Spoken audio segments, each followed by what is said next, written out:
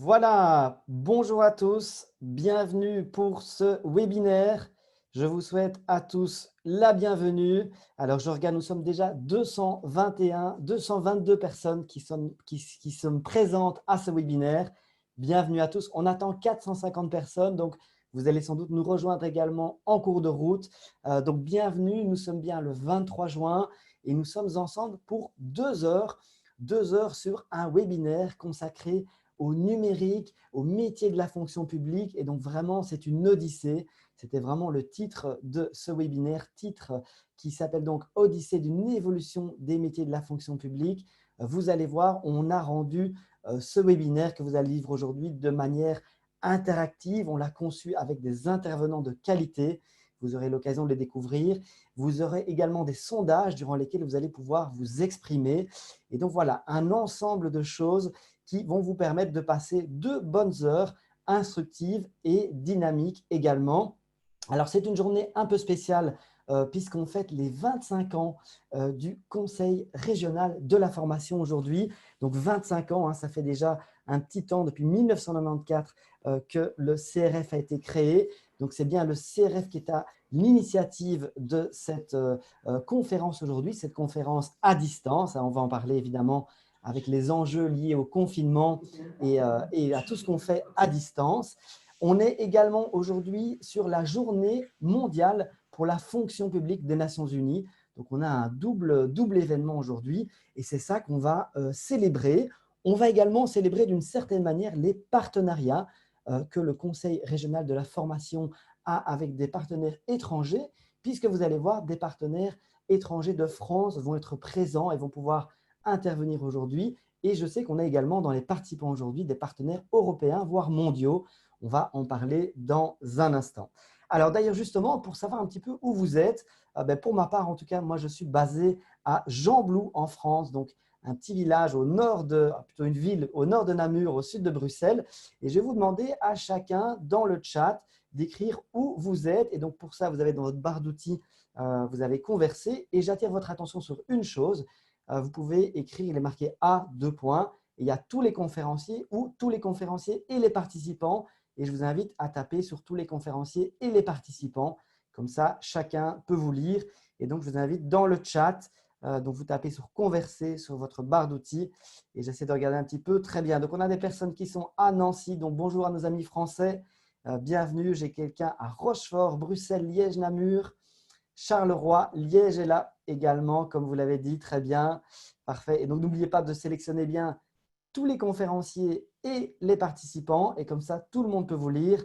On a des personnes de Écosine, Rebec, Houillet. Donc, pas mal de villages et villes en Belgique. J'ai vu également qu'on avait des personnes qui étaient présentes depuis l'Italie, depuis la Géorgie. Je vois la Suisse. Très bien. Bienvenue à nos amis suisses. On a quelqu'un de La Réunion. J'imagine que là, vous nous suivez avec un petit décalage horaire. Du coup, bienvenue à vous. Merci d'être présent. Otigny, Chimay, on avait des personnes également, donc je l'ai dit, de Géorgie. J'ai vu une personne ce matin de Montréal également. Donc voilà, on est vraiment en plein dans le digital, le numérique, avec l'avantage de ce genre de format webinaire. On va dire que l'inconvénient, c'est qu'on ne se voit pas en vrai et qu'on n'a pas l'occasion d'aller prendre un verre juste après. Mais l'avantage, c'est que voilà, on est chacun chez nous et on a l'occasion de suivre de suivre ce webinaire tous ensemble en même temps. Donc ça, c'est un vrai atout. Et donc, Tenneville, Wépion, Incourt, Watermal, Boisfort, très bien. Ah, et Ajaccio aussi. Ajaccio, et quelqu'un sera en vacances bientôt à Ajaccio. Je vois qu'on se prépare tout doucement à ces mois d'été. Très bien. En tout cas, on le voit, on est de partout. Et je dois vous signaler également que cet événement, ce webinaire, est également retransmis à 11 télévisions locales via les comptes Facebook de ces télévisions. Donc voilà, on sera beaucoup à ce webinaire, mais en plus, on est suivi sur Facebook. Donc, bonjour aussi à tous, à ceux qui nous suivent sur Facebook. Et là, on est 254 participants déjà. Très bien. Alors, on va commencer. Peut-être la première question qu'on pourrait se poser, c'est pourquoi un webinaire aujourd'hui? Et la réponse, quelque part, elle vient un peu de manière évidente, vu tout ce qui s'est passé avec la crise qu'on a connue, la crise sanitaire du Covid-19. Eh bien, beaucoup d'entre nous, la plupart d'entre nous, je pense, ont été plongés dans une réalité qui n'était pas celle qu'on connaissait d'habitude, où on a dû se projeter très rapidement dans un environnement digital complet, puisque le télétravail a fait partie de nos quotidiens de manière très rapide. Donc, c'est un des aspects, un des impacts du numérique sur nos travails. Mais évidemment, il y en a plein d'autres. Et c'est peut-être ça la particularité du numérique, c'est qu'en fait, il touche un tas d'autres secteurs de notre vie. Ce n'est pas juste notre travail, notre emploi, ce n'est pas juste le milieu de la formation, c'est un ensemble d'éléments qui composent nos vies, nos sociétés, nos travails. Et donc, ça va être important d'aborder ces sujets et c'est vraiment l'objectif d'aujourd'hui. Aujourd'hui, on va rester vraiment en macro. On va remplacer la conférence qui était prévue en présentiel à Namur. On la remplace par ce webinaire. Mais par contre, ce qui va être très intéressant, c'est qu'on reste dans cette trilogie. On va avoir une trilogie. Aujourd'hui, c'est le premier acte quelque part de la trilogie, puisqu'on va vivre ce webinaire où on va rester vraiment sur du macro. On va vraiment concevoir et aborder l'ensemble du numérique et les métiers de la fonction publique dans leur ensemble. On aura un deuxième acte et donc on vous invite à rester connecté à ce qu'on va faire avec le conseil régional de formation, puisqu'on va vous proposer un deuxième acte où là, on va rentrer dans le concret. Et on va voir, tiens, dans quoi ça se manifeste le numérique dans notre société, notre travail, nos vies. On va voir de manière beaucoup plus concrète. Vous aurez l'occasion d'expérimenter des choses dans ce deuxième volet. Et nous aurons, pour finir, un troisième volet où là, on va vous demander à tous votre réflexion aussi, puisqu'on va vous demander de réfléchir ensemble sur l'impact sur nos formations, sur les compétences à mobiliser pour tout ce qui concerne le numérique. Et évidemment, on aura l'occasion de se revoir en présentiel, puisque là, le premier vélo est à distance et on vous tiendra au courant pour les prochains volets. Voilà, j'ai tout dit. Je vais vous présenter le programme d'aujourd'hui. Comme ça, vous avez une idée de ce qui nous attend aujourd'hui. Je vais vous demander également aux conférenciers d'aujourd'hui de brancher leur caméra. Comme ça, on vous voit. Je vois déjà M. Pierre-Yves Dermagne. Bonjour. Merci d'être là. C'est super. Christy Montréal est là également. Parfait. France Burgy. Bonjour. Et Gilles Babinet. Parfait. Là, parfait. On a aussi Pierre Petit que vous connaissez déjà pour certains d'entre vous. Parfait. Donc, le programme aujourd'hui, vous allez voir un mot d'introduction de Guy Craens, qui est le vice-président du Conseil régional de la formation. Et donc, il aura l'occasion de nous présenter une vidéo sur ses souhaits par rapport à ce webinaire aujourd'hui. Nous aurons ensuite Gilles Babinet. Alors, Gilles Babinet, j'ai réduit vos compétences ou vos titres à Digital Champion pour la France auprès de la Commission européenne. Mais évidemment, vous nous en direz plus juste après. Et vous, ce sera intéressant que vous nous donniez évidemment les éléments qui permettraient de répondre à la question suivante. Quels sont les impacts du numérique dans notre société et dans les organisations?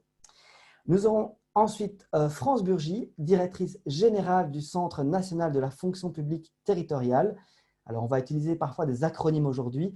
Et CNFPT, donc on a le nom complet qui est ici. Et donc, merci d'être présente également, France Burgy. Vous êtes en France et vous nous parlerez des impacts du numérique sur les collectivités territoriales. Donc, on est impatient de savoir évidemment comment ça se passe du côté français. Nous aurons ensuite une table ronde et on a le privilège, la chance d'avoir deux ministres avec nous. Donc, Monsieur le ministre Pierre-Yves Dermagne en charge des pouvoirs locaux et de la ville. Et nous aurons également Madame la ministre Christy Montréal en charge de l'emploi, de la formation et de l'action sociale. Et donc, merci à vous deux. Donc, on fera une table ronde. D'habitude, on fait ça en présence dans des conférences. Mais aujourd'hui, on va faire une table ronde virtuelle puisqu'on vous retrouvera tout à l'heure pour des questions qu'on aimerait vous poser. Et on aura un mot de clôture également par Pierre Petit, directeur du Conseil régional de la formation du CRF. Eh bien, je vous retrouve tous tout à l'heure. En tout cas, merci d'être là et merci d'avoir répondu présent à notre invitation. Voilà. Alors, je vous avais promis un mot d'accueil, un mot d'introduction de la part de Guy Craens. Je vais vous le présenter tout de suite. Voilà. Alors, ici, je passe à cet écran-là. Voilà, c'est parti. Le mot d'introduction de Guy Craens, vice-président. C'est avec grand plaisir que je vous accueille pour ces 25 ans du CRF, le Conseil régional de la formation pour les pouvoirs locaux et provinciaux wallons. Nous sommes en 1994. Un tout nouveau concept voit le jour. Non seulement on parle d'une révision générale des barèmes, mais on parle surtout d'une gestion des ressources humaines. Cette gestion des ressources humaines, bien sûr, il y a d'une part une évaluation des agents, nouveautés, mais aussi tout le volet formation. Et c'est pour ce volet formation que notre conseil est né et a grandi. Nous sommes confrontés maintenant à de nouveaux défis. C'est bien sûr tout le défi du numérique. Ça sera l'objet d'ailleurs de toute notre année de réflexion. Et donc, je vous souhaite une très bonne année de 25e anniversaire et un certain nombre de points vont être amenés par nos différents conférenciers et par les activités durant ce 25e anniversaire. Je vous remercie. Bonne journée.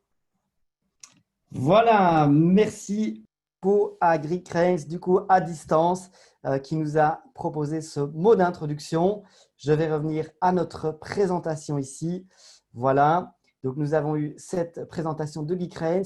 Je vais vous poser une question avant de commencer, avant de passer la parole à M. Babinet. Je vais vous proposer un petit sondage. Ça m'intéresserait de savoir un petit peu quelle est votre sensation aujourd'hui et par rapport à cette thématique également. Alors, par rapport aux aspects techniques, vous allez voir, je vais vous demander à différents moments dans ce webinaire de vous connecter à un outil qui va vous permettre d'avoir un sondage. Alors, comment vous pouvez faire pour vous connecter? Deux solutions. La première, c'est vous prenez votre smartphone. S'il est récent, ça marchera très bien. Si ça ne marche pas, je vous inviterai vers la deuxième solution. En tout cas, la première solution, vous prenez votre smartphone, vous activez les données mobiles ou le Wi-Fi et alors vous cliquez sur appareil photo. Et alors, vous allez viser le QR code qui est là sur l'écran. Vous allez sur votre écran. Vous cliquez et alors, il y a une adresse web qui va vous être proposée. Pour l'instant, vous avez un message, vous voulez marquer « Lève la tête ». Il n'y a pas de vote en cours pour le moment. C'est normal, ça va commencer dans deux secondes. Donc ça, c'est la première possibilité, vous connecter via le QR code. Et l'autre possibilité, simplement, c'est de taper dans votre navigateur. L'idéal, c'est si vous avez le navigateur Chrome, c'est l'idéal. C'est www.wooclap.com/CRF25 ans. Et donc, nos amis du CRF, n'hésitez pas à mettre cette adresse dans le chat. Comme ça, vous n'avez qu'à cliquer sur ce lien. Donc, dans le chat, vous le mettez, il y a déjà 110 personnes qui sont connectées à WooClap. C'est très bien, donc on va pouvoir faire un sondage dans un instant. Donc, deux méthodes. La première, c'est scanner le QR code avec votre appareil photo, simplement en activant votre appareil photo.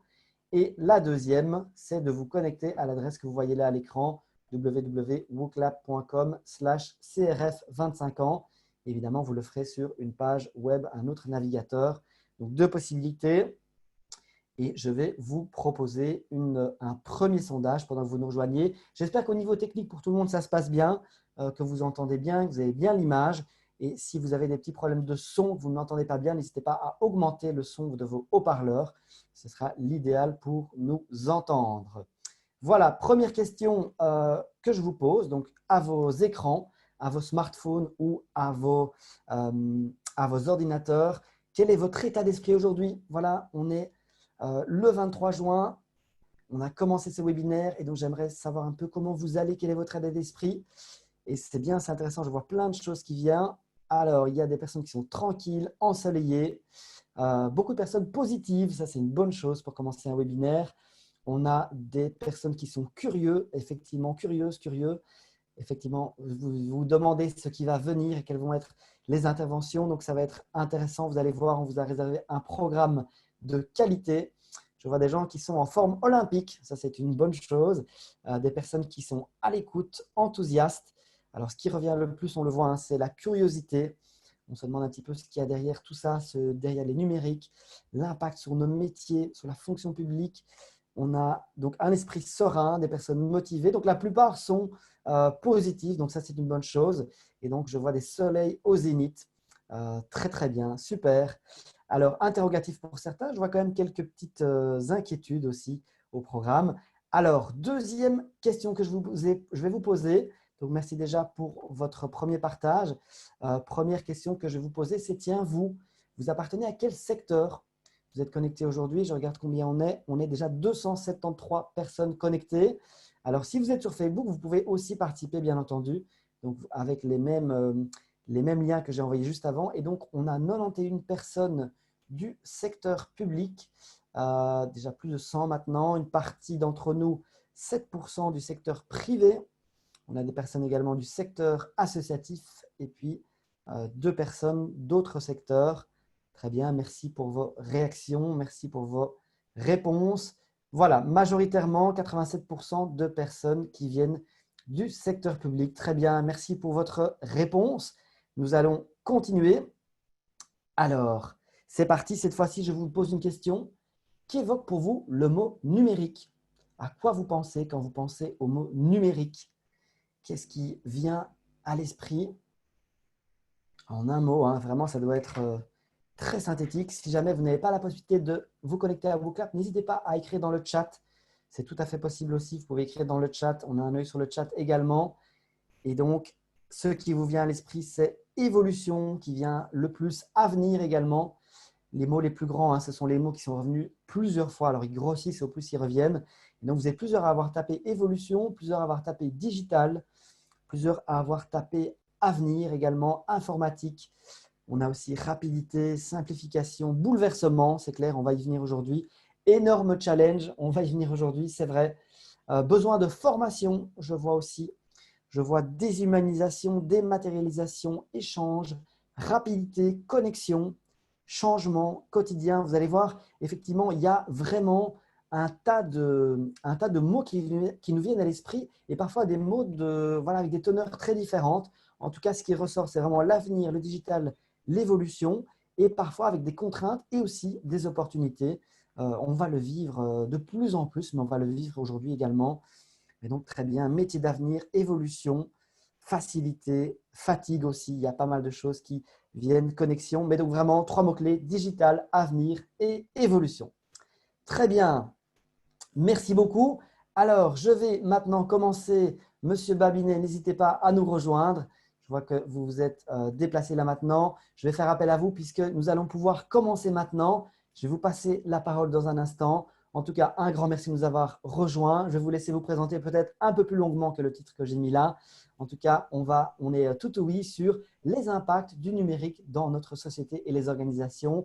Merci beaucoup. Si vous avez une question à poser à Monsieur Babinet durant son intervention, n'hésitez pas dans le chat à taper votre question et l'équipe du CRF nous transmettra les questions. Évidemment, en format webinaire, vous en rendez compte, on ne peut pas répondre à toutes les questions, on est nombreux, mais on sélectionnera quelques questions à poser à Monsieur Babinet. Donc, vous les posez dans le chat directement en cliquant bien sur tous les conférenciers et les participants. Comme ça, tout le monde peut lire ces questions.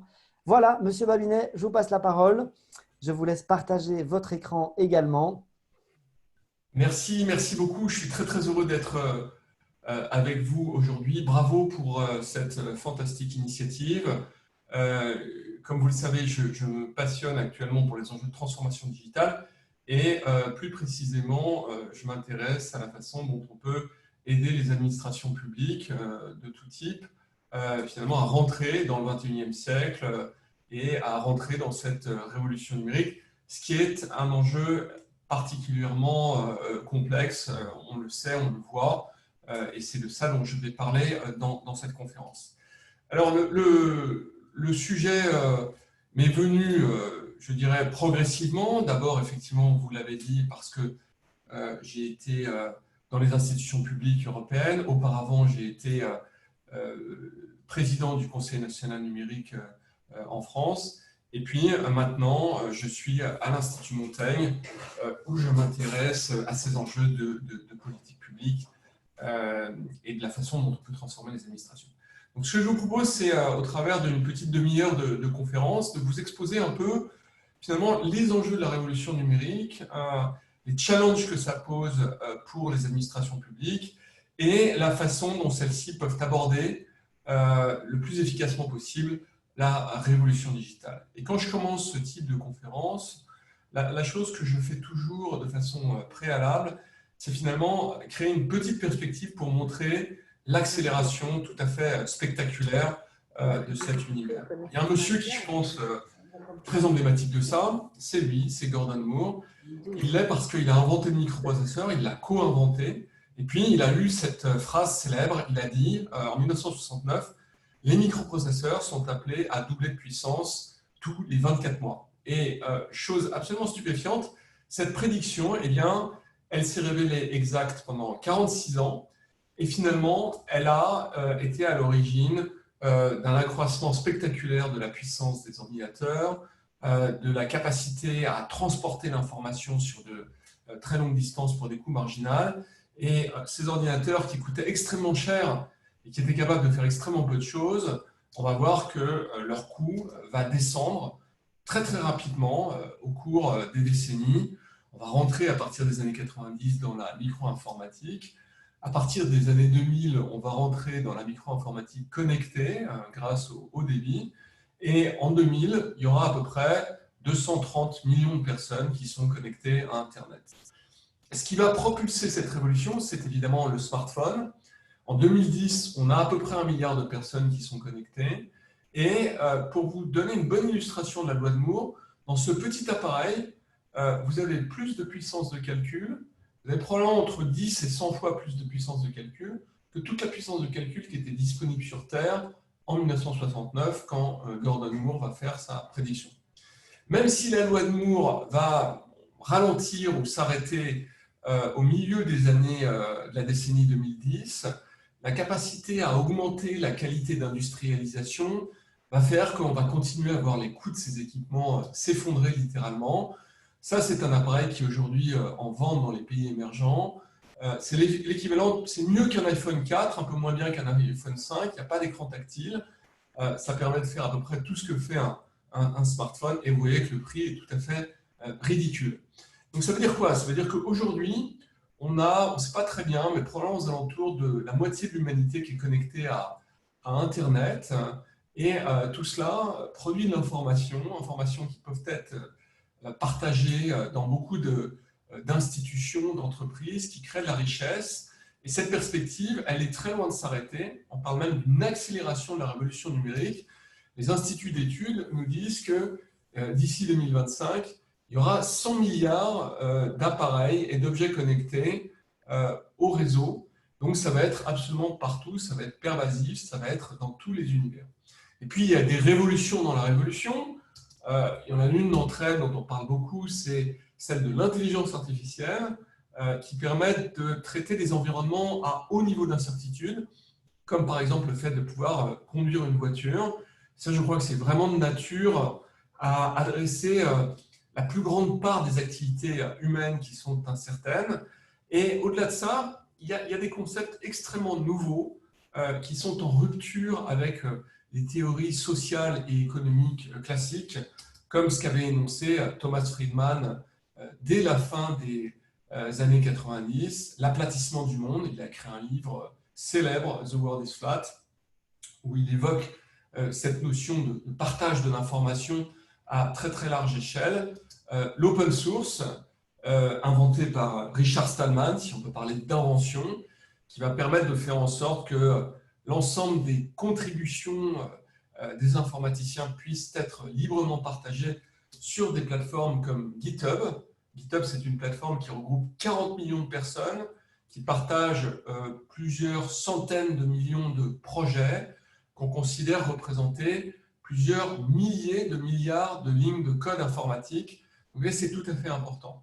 Et évidemment, on pourrait rentrer dans le détail des éléments de cette révolution, mais je crois que ce qu'il faut retenir, c'est qu'il y a des nouvelles règles, à la fois des règles de gouvernance, des règles de business, de façon de faire fonctionner les systèmes économiques qui sont en train de s'appliquer et qui, avant la crise du Covid, avaient réussi à créer, dans un espace de temps finalement assez court, une dizaine d'années, une quinzaine d'années, plus de 500 entreprises qui étaient valorisées plus de 1 milliard de dollars et qui évoluaient dans le monde de la technologie. Alors je dis avant la crise du Covid, parce qu'évidemment, les cartes ont été un petit peu rebattues, mais néanmoins, on voit bien qu'il y a une rupture extrêmement forte économique qui arrive, et je pense que les historiens compareront ça finalement à l'avènement de la première révolution industrielle ou de la seconde révolution industrielle, des moments extrêmement forts dans l'économie.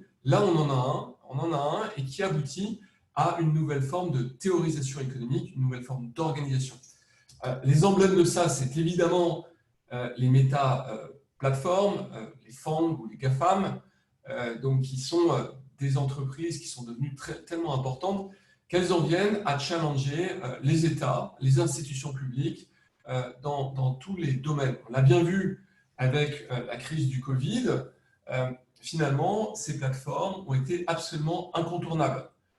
Que ce soit pour finalement échanger de l'information avec ses amis, pour pouvoir continuer à faire fonctionner l'école alors que les enfants sont confinés, ça a été quelque chose qui a été extrêmement visible, l'importance de ces plateformes dans l'économie, dans les systèmes sociaux, dans le fonctionnement du monde quotidien. Et puis, en regard de ça, dans un certain nombre de pays, on s'est rendu compte que finalement, les institutions publiques avaient du mal à fonctionner.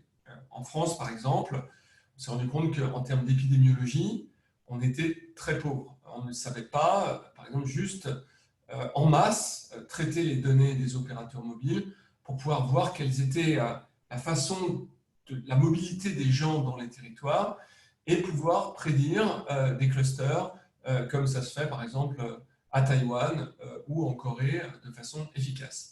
Et là, je crois que c'est l'objet d'une forme d'analyse collective de où est-ce qu'on en est en matière de transformation digitale. Alors, la transformation digitale dans la sphère publique, elle n'est pas nouvelle. En France, par exemple, un projet comme la carte vitale a été créé en 1991. Donc, c'est quasiment 30 ans d'aujourd'hui. Et à l'époque, j'ai travaillé sur ce sujet. C'est tout à fait intéressant parce que les spécifications étaient à peu près celles qu'on va retrouver dans le DMP ou le Health Data Hub tel qu'il existe aujourd'hui, édicté par la puissance publique de 2020. Et donc, on voit qu'il y a eu une perte de temps assez importante et on se pose la question, et je pourrais répliquer ça évidemment à l'ensemble des facteurs de numérisation de la fonction publique, on se pose vraiment la question de savoir qu'est-ce qui a prévalu. Est-ce qu'il y a une difficulté des institutions publiques à adopter les éléments de la révolution numérique en particulier?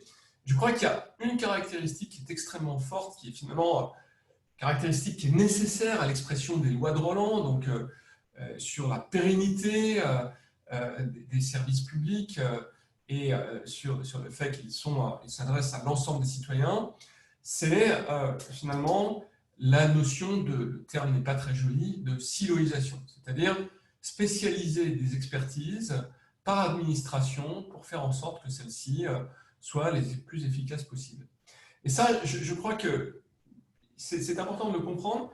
Si je vous mets en regard de ça, ce qui se passe aujourd'hui en Estonie, qui est probablement l'État le plus avancé en matière d'administration numérique, on voit à peu près le contraire. C'est-à-dire qu'on voit une désiloisation extrêmement forte, on voit une horizontalisation de la donnée, et on voit qu'on essaye, plutôt que de spécialiser et d'autonomiser des administrations par type d'expertise, on essaye au contraire de les regrouper et de faire en sorte qu'il y ait une continuité dans la donnée. Ça peut être perçu d'un point de vue technologique, mais ça a une importance extrêmement forte en termes de gouvernance et d'organisation des systèmes publics d'une façon générale. Et ce qui est très important, c'est de comprendre que pour pouvoir faire ça, on a besoin d'avoir un référentiel fort sur l'usager. Et c'est quelque chose qui, je le dis parce que j'observe un certain nombre de pays européens qui essaient de moderniser leur administration, qui est compliqué parce que beaucoup d'administrations, dont la France, n'ont pas encore une identité électronique forte, notamment pour des raisons de protection de la vie privée, d'inquiétude de risques totalitaires, entre guillemets, qu'on utilise ces données pour abuser des libertés publiques, des libertés individuelles des citoyens. Et là, il y a un cap qui va être franchi, vous en avez certainement entendu parler, c'est l'obligation dans le cadre d'une directive européenne pour l'ensemble des États de disposer d'une identité électronique interopérable. Donc voilà, ça c'était le préalable que je voulais faire pour évidemment donner une forme de contexte sur où est-ce qu'on en est en termes de révolution numérique.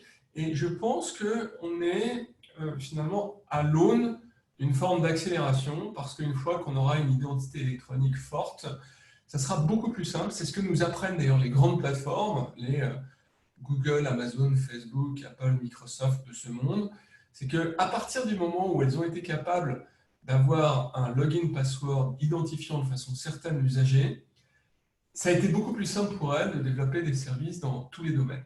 Et je crois qu'il s'agisse finalement de justice, de services génériques comme le transport, la santé que je viens d'évoquer, mais aussi l'éducation, potentiellement la sécurité, on se rend compte que ces éléments de plateformisation sont potentiellement extrêmement puissants, à condition de disposer d'une identité et à condition de disposer des institutions publiques qui garantissent les libertés individuelles dans ce contexte. Alors, on parle évidemment beaucoup de gouvernement as a platform, une notion qui a été formée surtout aux États-Unis par un certain nombre de penseurs dans les années 90. Et il faut bien comprendre que cette notion de plateforme, finalement, elle est au cœur de la révolution digitale. C'est-à-dire qu'on peut dire gouvernement as a platform, enterprise as a platform, d'une façon générale. C'est évidemment un concept technologique, c'est-à-dire le fait d'avoir des données qui sont facilement accessibles, généralement au travers de ce que l'on appelle en informatique des API, c'est-à-dire l'équivalent de prise de courant normalisée pour accéder à de la donnée et non pas à de l'énergie. Et ces plateformes, elles induisent mécaniquement des changements de gouvernance qui sont importants, qui poussent les entreprises ou les administrations à passer de logiques extrêmement verticalisées à des logiques plus horizontales, plus décentralisées. Même si on continue à avoir de la hiérarchie, ce qu'on essaye surtout de mettre à bas, c'est des logiques de silos. Et on le fait parce qu'on a des outils numériques, qui vont permettre de le faire de façon efficace, avec les analytics qui permettent de partager des scénarios de façon très large et de façon très simple, des outils de communication et des outils de gestion de projet qui sont extrêmement efficaces. Et ça, je crois que c'est une révolution qui est quasiment anthropologique. C'est-à-dire qu'auparavant, au travers des deux révolutions industrielles, on a inventé le command and control, où vous avez des hiérarchies, des silos, et les systèmes d'information, les petites briques de couleurs que vous voyez en bas, sont autonomes, quasiment les uns des autres, communiquent extrêmement peu entre eux. Et à partir des années 2000, on va commencer à éclater ça. On va mettre les gens en mode projet, d'abord dans la fonction informatique, et puis petit à petit, un certain nombre d'entreprises digitales vont rentrer dans des modes qui sont globalement projets, et où finalement la capacité de synchronisation va venir de la plateforme. Alors encore une fois, il y a toujours de la hiérarchie dans ces entreprises, mais il y en a beaucoup moins.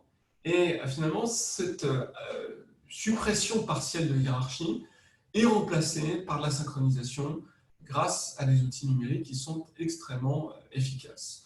On rentre dans des logiques qu'on appelle Scrum, Agile ou encore Build to Fail, c'est-à-dire l'idée d'avoir la possibilité d'améliorer en continu ce que l'on fait grâce au code. Et ça fonctionne aussi bien dans l'univers informatique que dans l'univers très concret, matériel du monde. C'est-à-dire que vous pouvez être dans des environnements industriels, des environnements de transport, des environnements de services financiers, des environnements à haut niveau de sécurité. Et malgré tout, démonstration a été faite que c'est possible d'adopter le Build to Fail. En d'autres termes, vous allez passer d'une organisation où en haut, vous avez des gens qui sont dans des silos, des petits points blancs, des systèmes d'information en bas qui sont des briques extrêmement hétérogènes, à des organisations où vous avez beaucoup plus d'autonomie dans les équipes, les petits points de couleur qui sont en bas, et qui sont synchronisés par une plateforme. Et ça, c'est quelque chose qui, je crois, est un impératif. C'est-à-dire que ce n'est pas optionnel. La marche du monde qui auparavant était celle de la deuxième ère industrielle avec des cycles d'innovation qui étaient relativement lents, voit ces cycles accélérer tout simplement parce qu'il y a une globalisation de l'innovation au travers d'Internet et qui fait que les plateformes d'État sont aujourd'hui en concurrence avec les GAFAM. Les FANG ou les GAFAM sont capables d'amener des services extrêmement souverains. On l'a vu avec les applications finalement de backtracking de type Stop Covid qui ont été littéralement challengées par Google et Apple qui ont proposé d'amener leurs propres solutions là où c'est normalement des États régaliens qui doivent s'occuper de gérer des enjeux qui impliquent notamment de la donnée publique, des enjeux de sécurité, des enjeux de liberté individuelle et évidemment des enjeux de santé. Et la grande difficulté pour ces administrations publiques, c'est de trouver un modèle de transformation. Pour l'instant, c'est très difficile. C'est-à-dire que ce qu'elles font en général, c'est qu'elles prennent l'organisation, elles ne la modifient pas, et elles vont intégrer les principes du numérique en leur cœur. Et là, ce qui se passe, c'est que vous avez les anticorps qui s'expriment, c'est-à-dire l'organisation traditionnelle qui va se mettre à réagir et qui va contrer cette tentative d'innovation. Ce qu'on voit dans le monde privé, c'est que la seule façon d'arriver à gérer ce potentiel d'innovation, c'est de l'autonomiser, c'est-à-dire de lui créer un espace de jeu qui soit autonome des administrations traditionnelles et de lui permettre de développer son innovation de façon complètement protégée de cet espace traditionnel. Et une fois qu'elle a fait la démonstration du fonctionnement de cette innovation, là, on peut commencer finalement à avoir des échanges entre l'administration traditionnelle et cet espace d'innovation, prendre des collaborateurs qui sont formés finalement au command and control, les mettre en proximité de cet espace d'innovation, les ramener dans l'administration traditionnelle ou dans l'entreprise traditionnelle et leur permettre de comprendre ces nouvelles règles.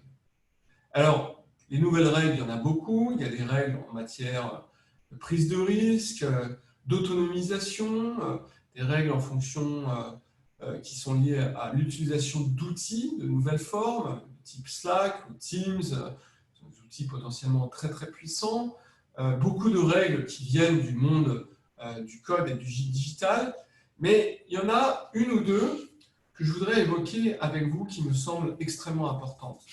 Il y en a une en particulier, c'est de changer la polarisation des priorités.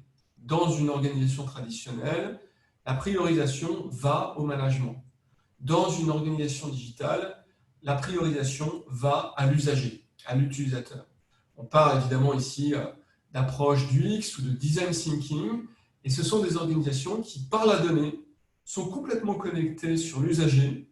Finalement, c'est ça qui va avant tout être le juge de paix et qui va décider de l'expérience de l'entreprise, et je dirais même, dans une certaine mesure, de sa stratégie. Donc ça, c'est des notions qui sont complexes à développer et à comprendre. Nous n'aurons pas le temps de le faire ici, mais je pensais important d'évoquer cette idée-là aujourd'hui dans cette organisation. Et l'analyse que j'ai faite sur pratiquement 500 entreprises aujourd'hui, et que je vais commencer à faire d'ailleurs sur des administrations publiques, c'est que pour réussir, finalement, il y a 4 facteurs qui sont importants. Le premier d'entre eux, ça s'applique aussi bien aux entreprises qu'aux institutions publiques, c'est qu'il faut avoir un projet lisible, un projet politique. C'est-à-dire que le principe de dire « je vais déléguer ça à une administration qui va s'occuper de faire la transformation numérique » ne fonctionne pas. Ça ne fonctionne pas parce que le risque que vous avez lorsque vous faites ça, c'est de faire ce qu'on appelle de la dématérialisation, c'est-à-dire de conserver vos processus de production de façon identique à ce qui existe aujourd'hui et de mettre du numérique par-dessus.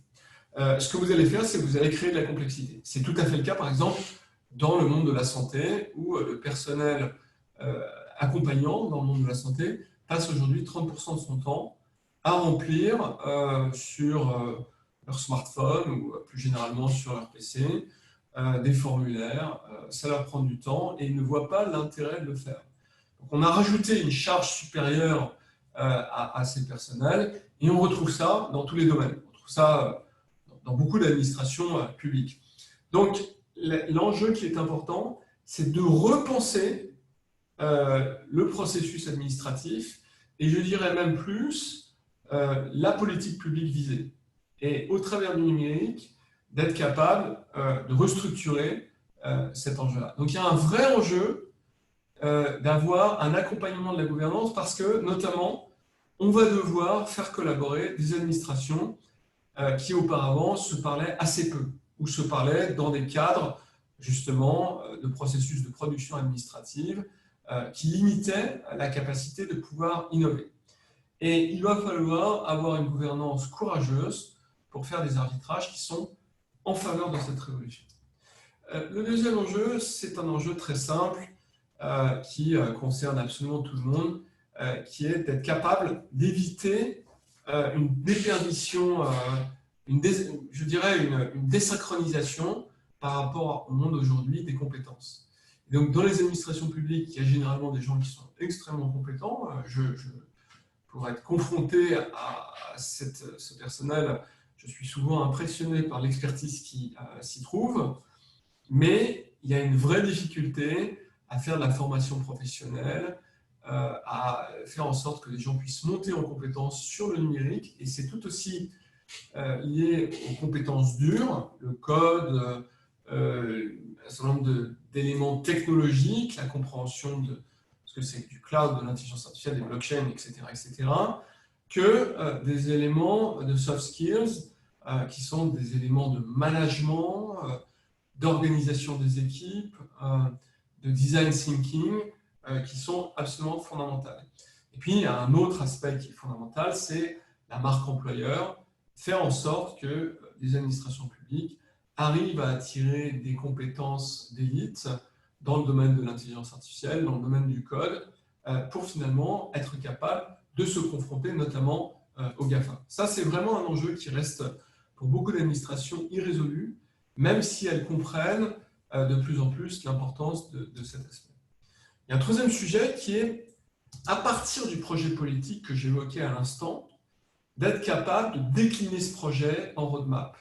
Et ça, c'est à la fois un enjeu de gouvernance. Moi, je crois profondément qu'il faut avoir une séparation forte entre le corps politique qui comprend le numérique, mais néanmoins pose une vision et donne une autonomisation des équipes en dessous pour pouvoir rentrer dans le détail du projet et de faire ses choix en matière de résolution des enjeux. Et donc, pour ça, il faut avoir cette vision et en dessous, au niveau opérationnel, de la décliner en plusieurs roadmaps. Il y a une roadmap en matière de capital humain que je viens d'évoquer. Comment est-ce qu'on fait monter l'expertise sur du temps long au sein de l'administration? Et pour ça, il vaut mieux être capable de planifier sur le temps long pour le faire bien. Il y a une roadmap en matière d'infrastructure technologique. On a ce qu'on appelle la legacy informatique à gérer. Il faut être capable de bien le faire. Et puis, il y a une roadmap en matière de gouvernance. Comment est-ce que je passe d'un modèle hiérarchisé, command and control, à un modèle d'autonomisation et de décentralisation qui sera multi-administration. Et ça, c'est évidemment compliqué, c'est du change management et ça nécessite d'être fait. Et puis, il y a un quatrième aspect, c'est vraiment, et je crois que c'est très important, aussi bien au niveau du corps politique qu'au niveau des agents, d'introduire une culture du design thinking. Je suis impressionné en France de voir que finalement, les grandes crises qu'on a sont essentiellement dues à la verticalité. Je pense aux bonnets rouges, aux gilets jaunes. Il y a une absence de confrontation au terrain. C'est-à-dire que les ministres sont dans une logique très colbertiste, je dirais très typique de la culture française. Et on aurait probablement eu une confrontation au travers d'ateliers, de workshops, excusez-moi pour tous ces anglicismes, avec des gens des territoires, avec des gens qui ont des vraies préoccupations. On aurait vu qu'il y avait un vrai rejet des politiques telles qu'elles étaient dessinées. Et donc, lorsque je dis, ça m'arrive de rencontrer des ministres, je leur dis, vous devriez passer du temps dans des workshops et vous devriez vous confronter aux usagers. Généralement, à demi-mot, la réponse que vous avez, c'est « j'ai pas le temps de le faire ». Bien évidemment, quand on voit le gâchis politique que ça a été, on se dit ça aurait été bien qu'ils prennent le temps de le faire. Donc voilà les éléments évidemment très ramassés qui me semblent importants, mais je finirai en vous disant que ma grande conviction, c'est que si on veut réussir la transformation digitale dans l'administration publique, il faut être prêt à avoir une modification extrêmement profonde de la gouvernance et qui aboutit finalement à une plus grande proximité avec les usagers au travers du design thinking. Donc pour moi, révolution numérique et culture design, ce sont des choses qui sont extrêmement fortes. Voilà, je vous remercie pour votre attention. Je finirai en vous disant que je suis en train de mettre la dernière main à un MOOC dont le titre est Administration publique territoriale et numérique. C'est un MOOC sur lequel j'ai travaillé pendant 18 mois. Vous avez ici à l'image quelques-uns des intervenants. On a 17 intervenants dans ce MOOC. Et l'objectif, évidemment, c'est d'en faire un outil pour aider les administrations à pouvoir engager leur mutation. C'est quelque chose qui est tout aussi bien utilisable pour les élus que pour les agents, quelle que soit leur catégorie hiérarchique. Vous pouvez avoir un petit peu plus d'informations sur le site administrationnumérique.com. Voilà, je vous remercie beaucoup pour votre attention. Je vois que j'ai 19 secondes de retard et je prends vos questions avec beaucoup d'intérêt. Voilà, merci beaucoup, Monsieur Babinet. Merci beaucoup pour cette présentation très intéressante. Effectivement, on avait un œil sur le chat pendant votre présentation et donc une thématique qui est revenue quelquefois dans le chat et donc avec une question qui est formulée par Montfort. Ce sera une question qui a trait aux bonnes pratiques pour remédier aux enjeux de la fracture numérique dans les services publics. Donc, qu'est-ce qu'on peut mettre en place en termes de bonnes pratiques pour arriver à limiter cette fracture numérique dans tout ce qui concerne les services publics. Vous avez parlé tout à l'heure de l'âge, vous avez parlé de personnes de tout type de public qui pouvaient se connecter effectivement à tous ces services publics-là. Quelle serait votre bonne pratique par rapport à cette thématique? Je suis un peu en conflit entre guillemets dans ma réponse, mais je pense que l'une des choses évidemment que je peux dire, c'est commencer par faire le MOOC que je viens d'évoquer. Il a été fait pour accompagner vraiment tout type de compétences. Il y a une capacité d'approfondissement, c'est-à-dire que vous avez des vidéos qui en moyenne font 5 à 7 minutes, et puis derrière, vous avez des fiches d'approfondissement. Collectivement, ces fiches font l'équivalent de 350 pages. Vous avez quand même de quoi approfondir de façon importante. D'ailleurs, on va les rassembler au travers d'un livre que j'espère pouvoir publier vers le mois d'octobre. Donc ça, c'est une chose qui peut être faite. Mais au-delà de ça, me semble-t-il, d'ailleurs, au travers de ce MOOC, c'est aussi explicité, il faut commencer à mettre en place un certain nombre de choses dans les administrations. Vous pouvez faire des cartographies. Il y a un certain nombre d'outils qui vont vous permettre, comme pix.fr en France, de pouvoir évaluer le niveau de compétences numériques des agents et en fonction de leur niveau de compétences, vous pouvez créer des ateliers, des journées d'ateliers où finalement ils ne vont pas s'ennuyer pour ceux qui sont très compétents et puis ils ne vont pas rien comprendre pour ceux qui ne sont pas encore compétents. Il faut aussi nommer des champions dans les organisations, c'est-à-dire identifier des gens qui à la fois ont une compétence et ont des qualités pédagogiques d'enseignement, qui vont être capables finalement de prendre par la main des agents et les emmener vers un niveau de formation plus élevé. J'insiste sur ce point-là parce que, si vous voulez, de mon expérience, la compétence n'est pas du tout répartie hiérarchiquement. J'ai presque envie de dire que c'est le contraire. C'est-à-dire que je connais des hauts fonctionnaires qui ont un très faible niveau de compétences numériques, qui n'osent pas l'avouer. Et donc, c'est très compliqué parce que vous vous retrouvez dans des situations de reverse mentoring, c'est-à-dire où c'est souvent des gens qui viennent rentrer dans la fonction publique et qui, parce qu'ils sont très jeunes, sont souvent plus accoutumés à l'utilisation de ces outils, parce que c'est la génération Y ou même maintenant la génération Z. Voilà, et donc, finalement, il faut casser ces barrières-là, il faut le faire avec bienveillance, et ce sont des choses qui nécessitent d'être organisées. Donc, on ne peut pas. Je crois que c'est important qu'il y ait une vraie volonté, dans la direction des administrations, une volonté parfois politique, de dire on va faire notre transformation digitale et on va se donner les moyens de la faire. Donc, cartographie de compétences, mentor ou champion, et puis après validation des acquis avec détection, entre guillemets, des points noirs, c'est-à-dire des endroits où il n'y aura pas eu beaucoup de formation.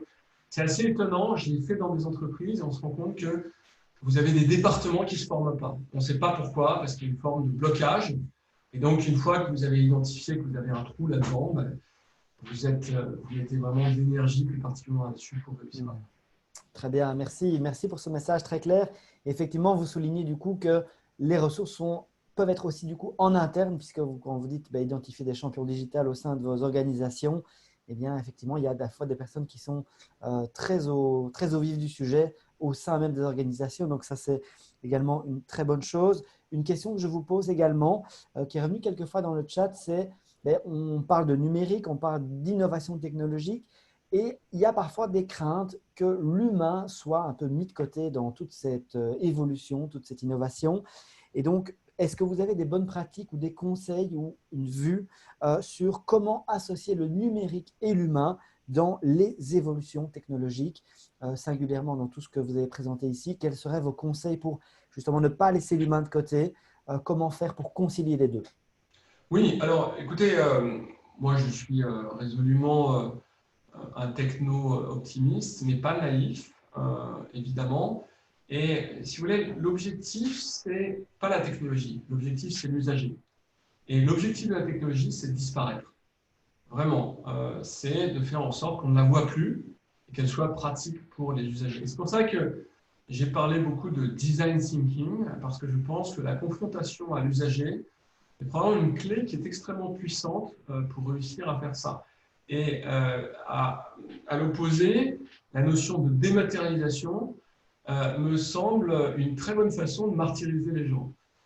Donc à éviter à tout prix. Je pense également qu'il faut absolument considérer par rapport au risque totalitaire ou finalement d'abuser de la data, c'est que finalement il faut faire confiance aux principes politiques qui ont érigé nos démocraties, c'est-à-dire la séparation des pouvoirs, la possibilité pour le Parlement d'auditer les services, la possibilité pour le système judiciaire de pouvoir s'assurer du respect des bonnes pratiques et de l'exécutif de mettre en œuvre ces dispositifs.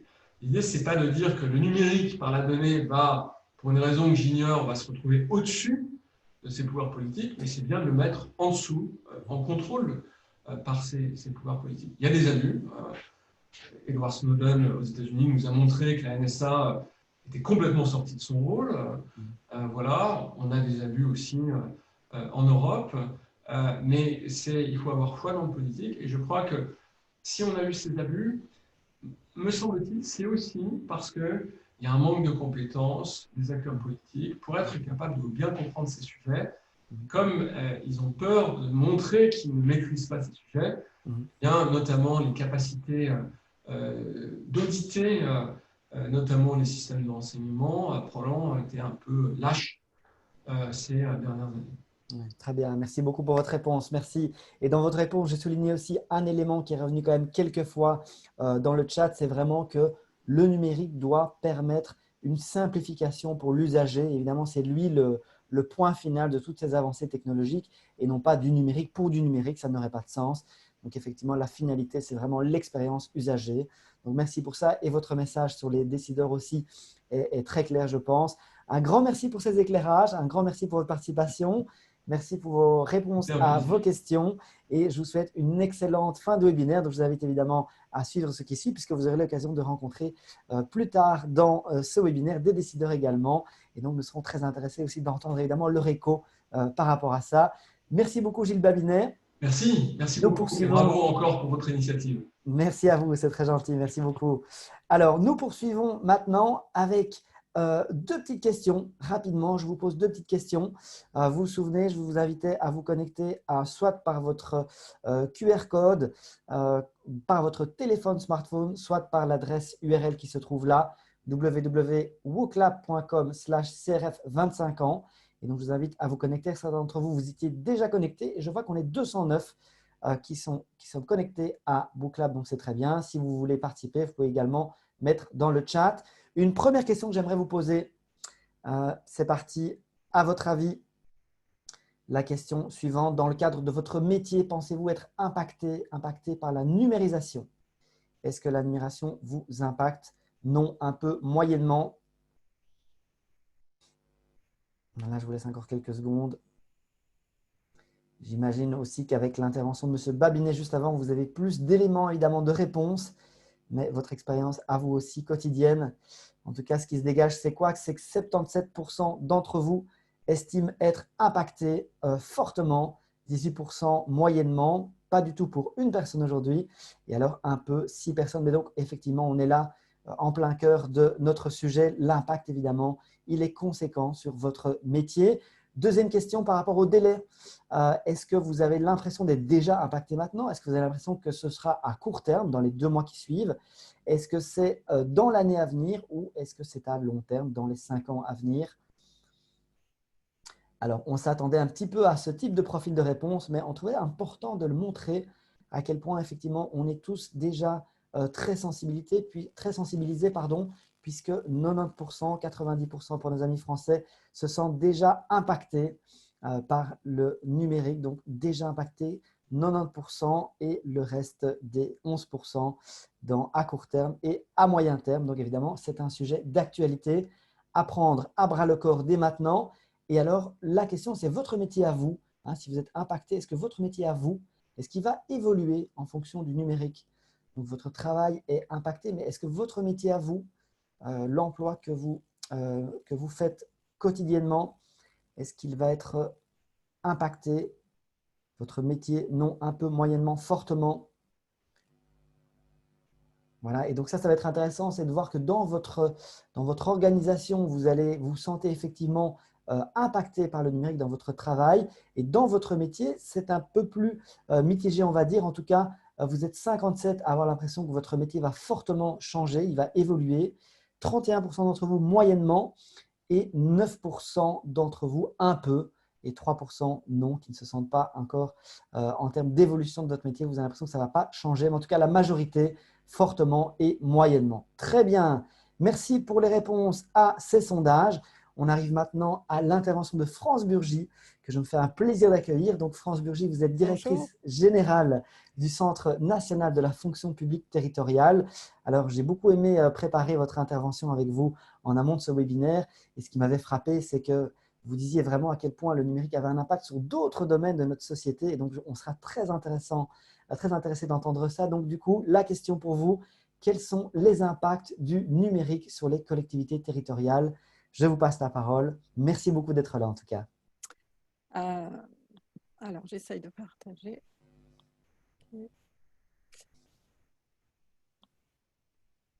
Est-ce que vous m'entendez? On vous entend très bien. Le son est parfait. Souci de partage d'écran. Je ne sais pas si ça fonctionne. Oui, donc si vous cliquez sur partager votre écran, partager l'écran en dessous, après vous devez choisir l'écran que vous voulez partager. Si c'est un PowerPoint, vous choisissez le PowerPoint. Sinon, vous choisissez autre chose. J'ai un petit souci technique. Bon, je vais rester comme ça. D'accord. OK. En tout cas, d'abord, tous mes remerciements de m'avoir invité sur ce webinaire qui s'avère vraiment déjà très, très intéressant. Et l'exposé de Gilles Babinet, j'espère y faire écho parce que pas mal des notions théoriques qu'il a pu développer, nous les observons sur le terrain. Pour ceux qui ne nous connaissent pas complètement, puisque notre partenariat est assez récent avec le Conseil régional de formation de Wallonie, nous sommes donc l'organisme français qui assure la formation de l'ensemble des fonctionnaires locaux. Pour vous donner une ordre d'idée, nous avons formé en 2019 plus d'1 million d'agents sur 250 métiers. Donc, on a vraiment un poste d'observation très important et d'ailleurs, on le concrétise aussi à travers un observatoire qui sert d'ailleurs le gouvernement sur pas mal de ses décisions lorsque cela impacte les politiques locales. Donc, je vais essayer de vous donner finalement des éléments de regard croisés pour vos pratiques sur d'autres pays. Et puis, en déduire quelques tendances parce que nous sommes en train justement de réaliser une étude assez approfondie sur les besoins de formation de nos agents territoriaux par rapport à la transition numérique.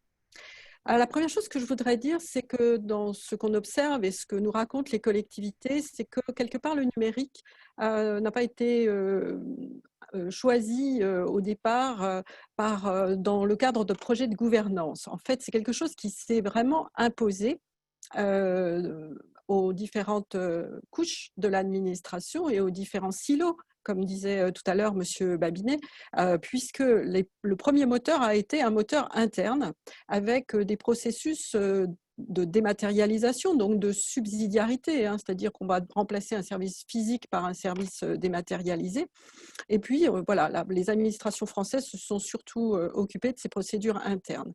Ensuite, c'est plus des moteurs externes qui ont été à la source de développement numérique dans les collectivités, et en particulier tout ce qui était de l'interface à l'usager, via la collectivité elle-même, mais aussi beaucoup via les entreprises, puisque en France, une grande partie des services publics sont assurés dans le cadre de ce qu'on appelle les délégations de services publics, et qui donc mettent en relation une entreprise et une collectivité locale pour réaliser le service.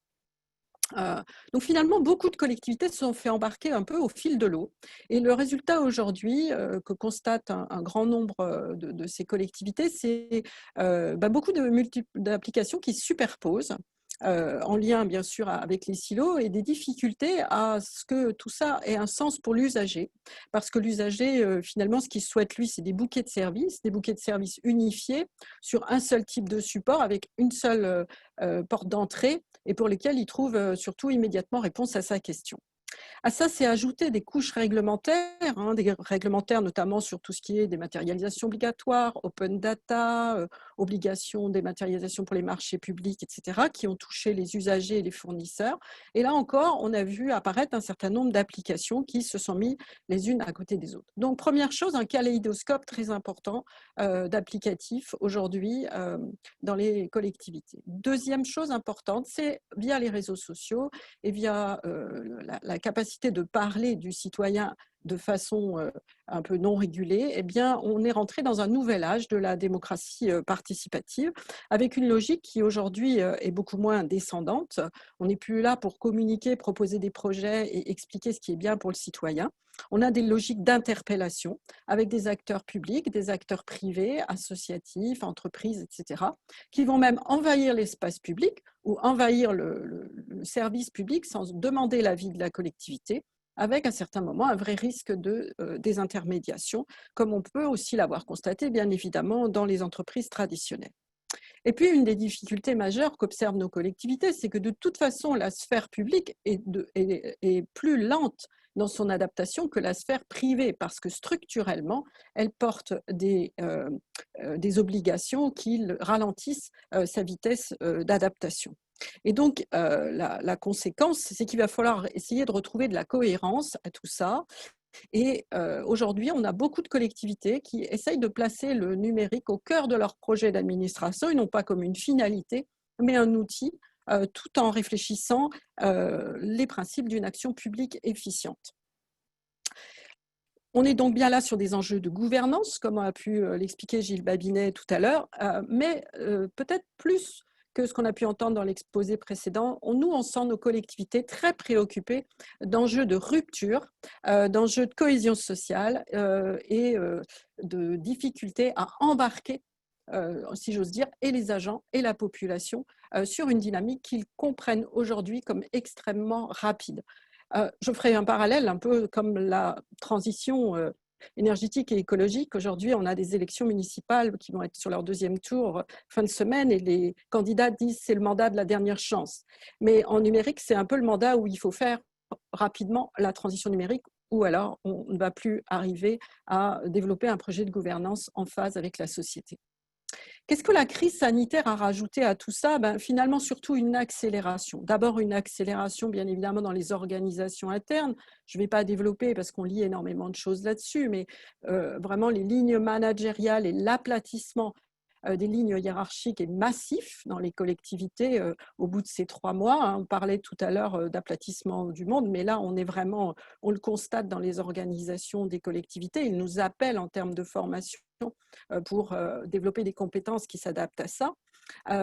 et toutes ces évolutions viennent interroger partage d'informations, verticalité d'organisation, autonomie des collaborateurs, avec une vitesse de changement dans ces 3 ou 4 derniers mois qui secoue assez fortement les organisations locales.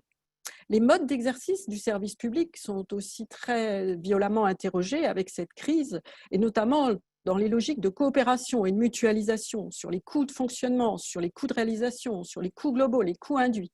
Simplement, on va prendre une chose très simple, les masques. Comment les masques ont été faits en France avec ce manque qu'il y a eu pendant la crise, eh bien, ce sont les initiatives locales dans chaque commune qui ont permis de développer dans un premier temps les potentialités suffisantes pour couvrir la population, alors que tous les marchés mondiaux étaient complètement saturés. On a vu des reconversions extrêmement rapides, associatives, petites entreprises, etc. Et on voit bien là que ça a été profondément bousculant sur l'action des administrations. Je ne vais pas développer, on l'a déjà dit tout à l'heure, mais le sujet de cette crise a aussi été celui de l'insuffisance des fonctions de veille, de modélisation, d'impact, d'enjeux d'information, de géolocalisation. Finalement, la crise, ça a été un accélérateur des questions, et aujourd'hui, on se dit que c'est peut-être aussi un bien, parce qu'on va pouvoir peut-être convaincre le plus grand monde pour monter en compétence sur ces sujets et être en capacité d'accompagner de meilleure façon les collectivités qui, nous, on avait constaté dans les 2-3 dernières années, étaient somme toute assez réticentes à la montée du numérique.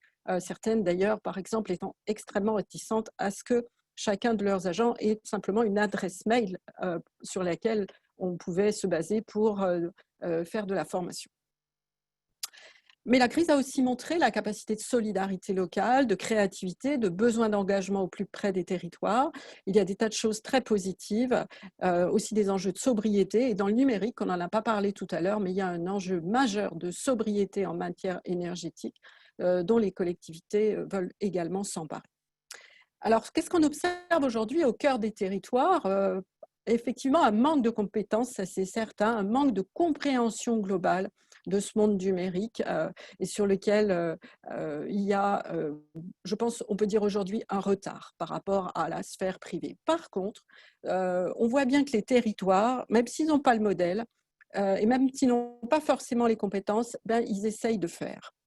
Et puis, il y a une deuxième chose que les territoires ont par rapport à des grandes administrations, c'est que la confrontation au réel, la confrontation à l'usager, ils s'en servent comme un accélérateur. 4 choses sur lesquelles ils investissent actuellement. Beaucoup sur l'expérimentation-innovation. Ça, c'est le premier sujet. On en a entendu parler tout à l'heure dans l'exposé de Gilles Babinet.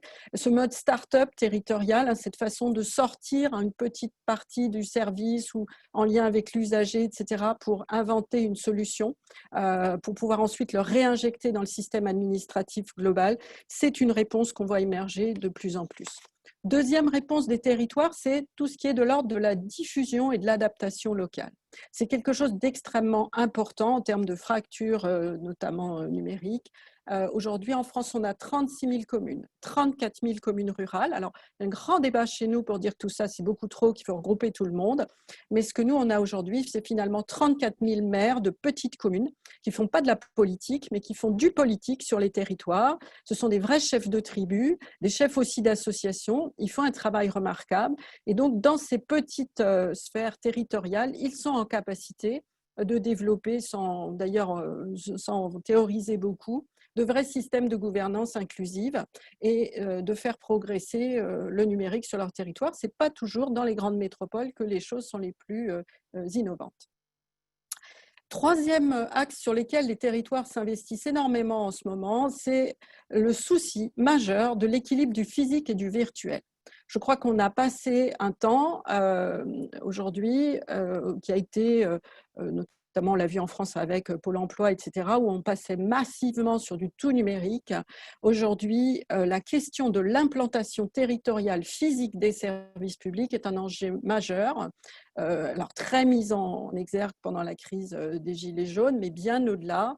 On voit apparaître beaucoup plus de mixité de services. D'ailleurs, nous, de la même façon, on développe beaucoup de mixité de formation, hein, avec à la fois du physique, du numérique, et puis du numérique accompagné par du physique dans des endroits. C'est l'idée notamment des maisons de services publics, pour lesquelles d'ailleurs nous assurons la formation sur l'ensemble du territoire avec tous les opérateurs. Et donc, ce que cherchent les collectivités, c'est allier intelligemment des communautés physiques et des communautés virtuelles, parce qu'ils ont bien compris que dans le cadre d'un projet de gouvernance partagée, on va réguler beaucoup plus le réactionnel, l'émotionnel, etc., à travers une communauté physique qu'à travers une communauté virtuelle qui, dans ces aspects-là, et quand même nous échappe très vite avec des interférences qui sont difficiles. Et donc, cette façon de favoriser un atterrissage intelligent entre la communauté numérique et le réel est une des réponses des territoires pour faire une transition numérique inclusive. Et puis, toujours dans cette optique inclusive, les collectivités s'engagent beaucoup sur la médiation, parce que l'éducation à l'usage du numérique, et ils ont compris qu'elle était capitale pour une action citoyenne apaisée et pour un exercice intelligent de la démocratie locale. Et pour ça, nous avons mis par exemple dans l'établissement, au cœur de notre projet, la lutte contre l'illettrisme, et au même titre la lutte contre l'électronisme. Donc nous encourageons beaucoup les collectivités dans la formation de leurs agents, et les collectivités elles-mêmes investissent énormément sur des espaces de lutte contre l'illettrisme et l'électronisme, penser au sens très large, hein, à savoir aussi comment j'exerce mon sens critique sur le numérique pour être dans des politiques publiques plus inclusives. Parce qu'on a bien compris que la discrimination dans le monde à venir se fera sur ceux qui auront pris le tournant du numérique et ceux qui n'auront pas pu le prendre, y compris des personnes qui arrivent en sortie de vie active, hein, population vieillissante, pour lesquelles, si on veut notamment régler un certain nombre d'enjeux de maintien à domicile, etc., la compréhension et l'usage du numérique est tout à fait primordial. Alors, sur ces bases-là, nous avons inscrit la formation à la transition numérique comme un enjeu majeur de l'établissement, hein. On pourra en reparler dans le cadre peut-être du troisième acte de cette série de webinaires. Mais nous, on constate aujourd'hui que notre offre de formation reste, puisqu'on répond à une demande, hein, principalement positionnée encore comme sur du numérique appliqué au process d'administration, de gestion et d'organisation interne, et qu'il y a une insuffisante demande sur l'intégration de la dimension numérique dans des approches métiers, et encore moins dans des approches de gouvernance, même si on sent bien les choses progresser. Très grande hétérogénéité, hein, au sein de nos collectivités locales, avec certains qui sont encore au stade de la bureautique et d'autres qui sont sur des projets beaucoup plus intégrés de gouvernance incluant le numérique. Et puis, cette transition est très impactée, nous on le constate, par des avis encore très divergents entre ceux qui pensent que la transition numérique est de nature à faire progresser l'humanité, et ceux qui pensent que la transition numérique, c'est la fin de l'humain. Et ça nous freine beaucoup dans notre capacité à développer de la formation sur les territoires. On a donc mis en route un volet prospectif pour adapter notre offre de service, volet prospectif que là encore on essaye de conduire de façon participative avec non seulement des usagers de notre centre, mais aussi des entreprises, du monde associatif, etc., pour pouvoir adapter intelligemment notre offre de formation. Alors, bien évidemment, il y a tout un volet qui tient aux compétences dures, dont on a parlé tout à l'heure, qui ont été largement exposées par Gilles Babinet, et donc je ne vais pas revenir dessus. Mais on a posé 4 hypothèses, et je pense qu'elles sont importantes pour appréhender ce sujet en matière de formation dans ce volet prospectif. On a posé l'hypothèse que d'abord, il n'était pas question que le numérique s'inscrive comme une finalité, mais qu'il devait s'inscrire comme un moyen d'une action publique innovante. Et donc, on revient bien sur des enjeux de gouvernance. Il faut aussi qu'on veille à ce qu'un projet numérique soit en adéquation avec le besoin de l'habitant, et besoin de l'habitant qui ne soit pas celui que nous, on pense être celui qui est bon pour lui, mais comment lui va s'exprimer. On revient à des notions de design de service. Elle impose bien évidemment aussi aux collectivités une capacité d'anticipation. Dans le chat, il y a eu à beaucoup de moments aussi cette question de comment on anticipe. Donc, en matière de formation, ça va être quelque chose aussi qu'on va explorer. Et puis, le quatrième item, j'arrive bientôt à la conclusion, Simon, le gardien du temps, c'est comment, avec tout ça, on établit des relations efficientes avec les opérateurs privés. Parce qu'il est certain que dans plein de domaines, de toute façon, ça sera des opérateurs privés qui vont être à la base des services. Et donc, pour avoir une relation efficiente de fournisseur à client, il faut comprendre, parler de la même chose. Aujourd'hui, vous trouvez, je pense, extrêmement peu de fonctionnaires qui ont des rudiments de formation en matière de code. Or, aujourd'hui, je pense que le code devrait être enseigné à tous les enfants à l'école. Voilà donc les tendances lourdes sur lesquelles on essaye de travailler. Nous-mêmes, on adapte nos propres méthodes. On fait de moins en moins de formations descendantes. On essaye d'apprendre à apprendre. On sort aussi les collaborateurs dans le cadre de labs, de séances de co-développement, etc. Parce qu'il faut aussi que nous, on ait une meilleure agilité et dans la forme de l'information et de notre contenu. Mais ça, on pourra reparler dans le troisième volet. Voilà, donc en conclusion, simplement vous dire que nous, on cherche à inscrire nos actions de formation dans une idée que la transition numérique puisse soutenir l'émergence d'un nouveau modèle démocratique et qu'elle ne s'impose pas en tant que telle, et puis qu'on puisse construire donc de la confiance démocratique et de la transparence et donner du pouvoir d'agir aux citoyens via ces nouveaux outils. Merci beaucoup de votre attention. Très bien, merci beaucoup France-Virginie, merci beaucoup pour cet éclairage d'outre-frontières, puisque c'est vraiment toujours intéressant effectivement d'avoir ces apports d'autres pays. Et donc c'est vrai qu'en France, vous avez aussi une organisation qui va être un peu différente de la nôtre, mais des enjeux similaires. Et je trouve que vous avez vraiment réussi à nous éveiller à ces enjeux qui dépassent le numérique. On n'est pas juste dans le numérique, on est aussi au-delà. Donc, merci vraiment pour ça. Peut-être une petite question quand même, de votre point de vue, avant de passer la parole aux intervenants suivants, une petite question qui revient dans le chat, un commentaire qui a été fait dans le chat par MNFMRS, donc je ne sais pas prononcer ça mieux que ça. En tout cas, c'est lié à la compétence, le développement des compétences. Et donc, peut-être une question de votre point de vue à vous.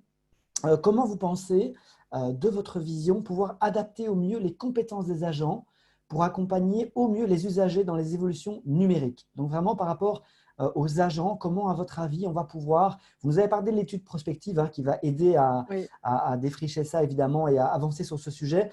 Mais votre opinion à vous, ou votre idée, votre vision là-dessus, ce serait quoi?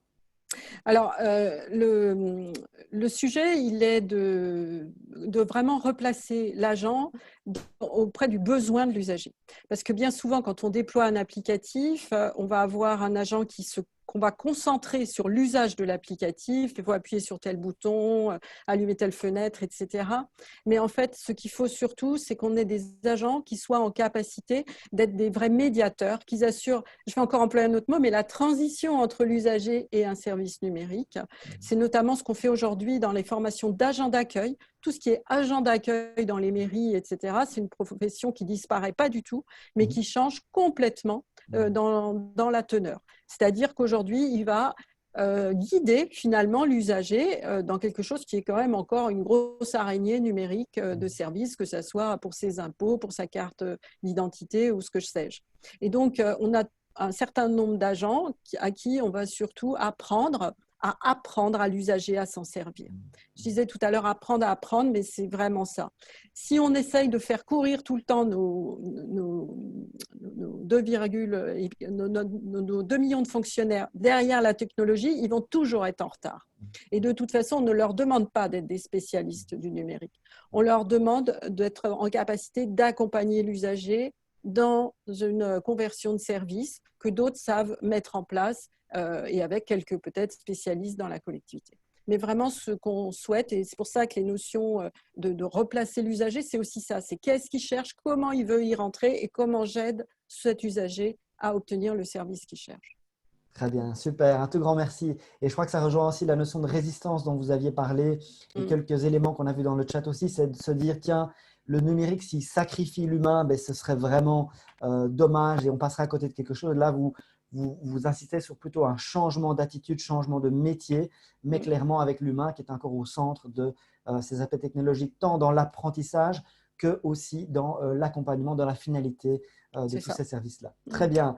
Merci beaucoup, France Burgy, d'avoir été présente. Merci Je pour vous votre en prie, c'était un éclairage. plaisir. Super. Eh bien, je vous souhaite une excellente fin de webinaire également. Et Merci. je vais poursuivre notre aventure, notre webinaire. Donc, on continue avec ceci. Donc, nous avons eu l'intervention de Madame Burgy. Et à présent, je vais passer la parole à… Donc, nous avons la chance, nous avons 2 ministres aujourd'hui dans ce webinaire. Je vais commencer par une question pour Monsieur Derman. J'espère que vous allez bien et en tout cas, merci de nous avoir rejoints. Donc, en votre qualité de ministre des pouvoirs locaux et provinciaux de Wallonie, eh bien, voilà, vous avez entendu un peu tous ces apports qui ont été donnés par les intervenants avant vous, par les interventions dans le chat également, certaines d'entre elles. Et je voulais vous poser la question par rapport à cet enjeu numérique, cette transition numérique. Eh bien, vous pensez que c'est une opportunité pour la région wallonne ou pas? Et peut-être aussi d'avoir votre vue sur les villes et les communes de demain en termes d'organisation, en termes de services. Eh bien, qu'est-ce qu'on va pouvoir faire en plus grâce aux outils numériques? Est-ce que vous pensez aussi que toutes les entités seront concernées? Je vous laisse répondre à cette première question un peu multiple, mais je peux les rappeler au besoin. Voilà, on vous écoute. Merci beaucoup. D'abord, bonjour à chacune et à chacun. Merci au CRF pour l'organisation de ce webinaire. Merci aussi aux intervenants précédents pour leurs éclairages, leurs apports. Alors, je voudrais tout de suite embrayer. Je pense qu'on peut globalement poser les mêmes constats que ceux posés par France Burgy au niveau des collectivités territoriales en Wallonie sur la manière dont le numérique est arrivé au sein de ces collectivités territoriales, sur le degré d'acceptation et sur la maîtrise de ces outils, ainsi que sur les craintes ou les résistances que ça génère ça et là, et sur les changements que ça implique. Cela a aussi été évoqué par France Burgy et par M. Babinet il y a quelques instants. Tout d'abord, dire que c'est un fait, c'est une réalité.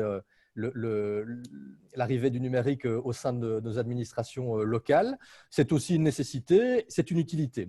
Alors, la crise a permis vraiment de faire un focus sur le paysage des pouvoirs locaux, des collectivités territoriales en Wallonie, sur la maîtrise de l'outil, sur les potentialités et aussi sur les difficultés. Alors, historiquement, c'est un peu comme ça a été évoqué en France. On a d'abord connu la dématérialisation, avec encore des efforts à fournir, avec encore ça et là des écueils à surmonter, avec vraiment une évolution sur la manière dont la dématérialisation permet aux administrations de dialoguer à l'interne et entre elles aussi, notamment avec le pouvoir de tutelle ou les pouvoirs de tutelle au niveau régional. Alors, bien entendu, ce n'est pas la panacée, et M. Babinet l'a évoqué tout à l'heure, la dématérialisation ne peut pas être vue comme une fin en soi, et elle implique aussi, parallèlement et concomitamment, la nécessité de repenser le processus administratif. Et donc, c'est vraiment aussi la volonté au niveau de la Wallonie, des pouvoirs de tutelle, de faire en sorte qu'on puisse avoir un processus de dématérialisation efficace qui soit lié à une réflexion et une modification du processus administratif.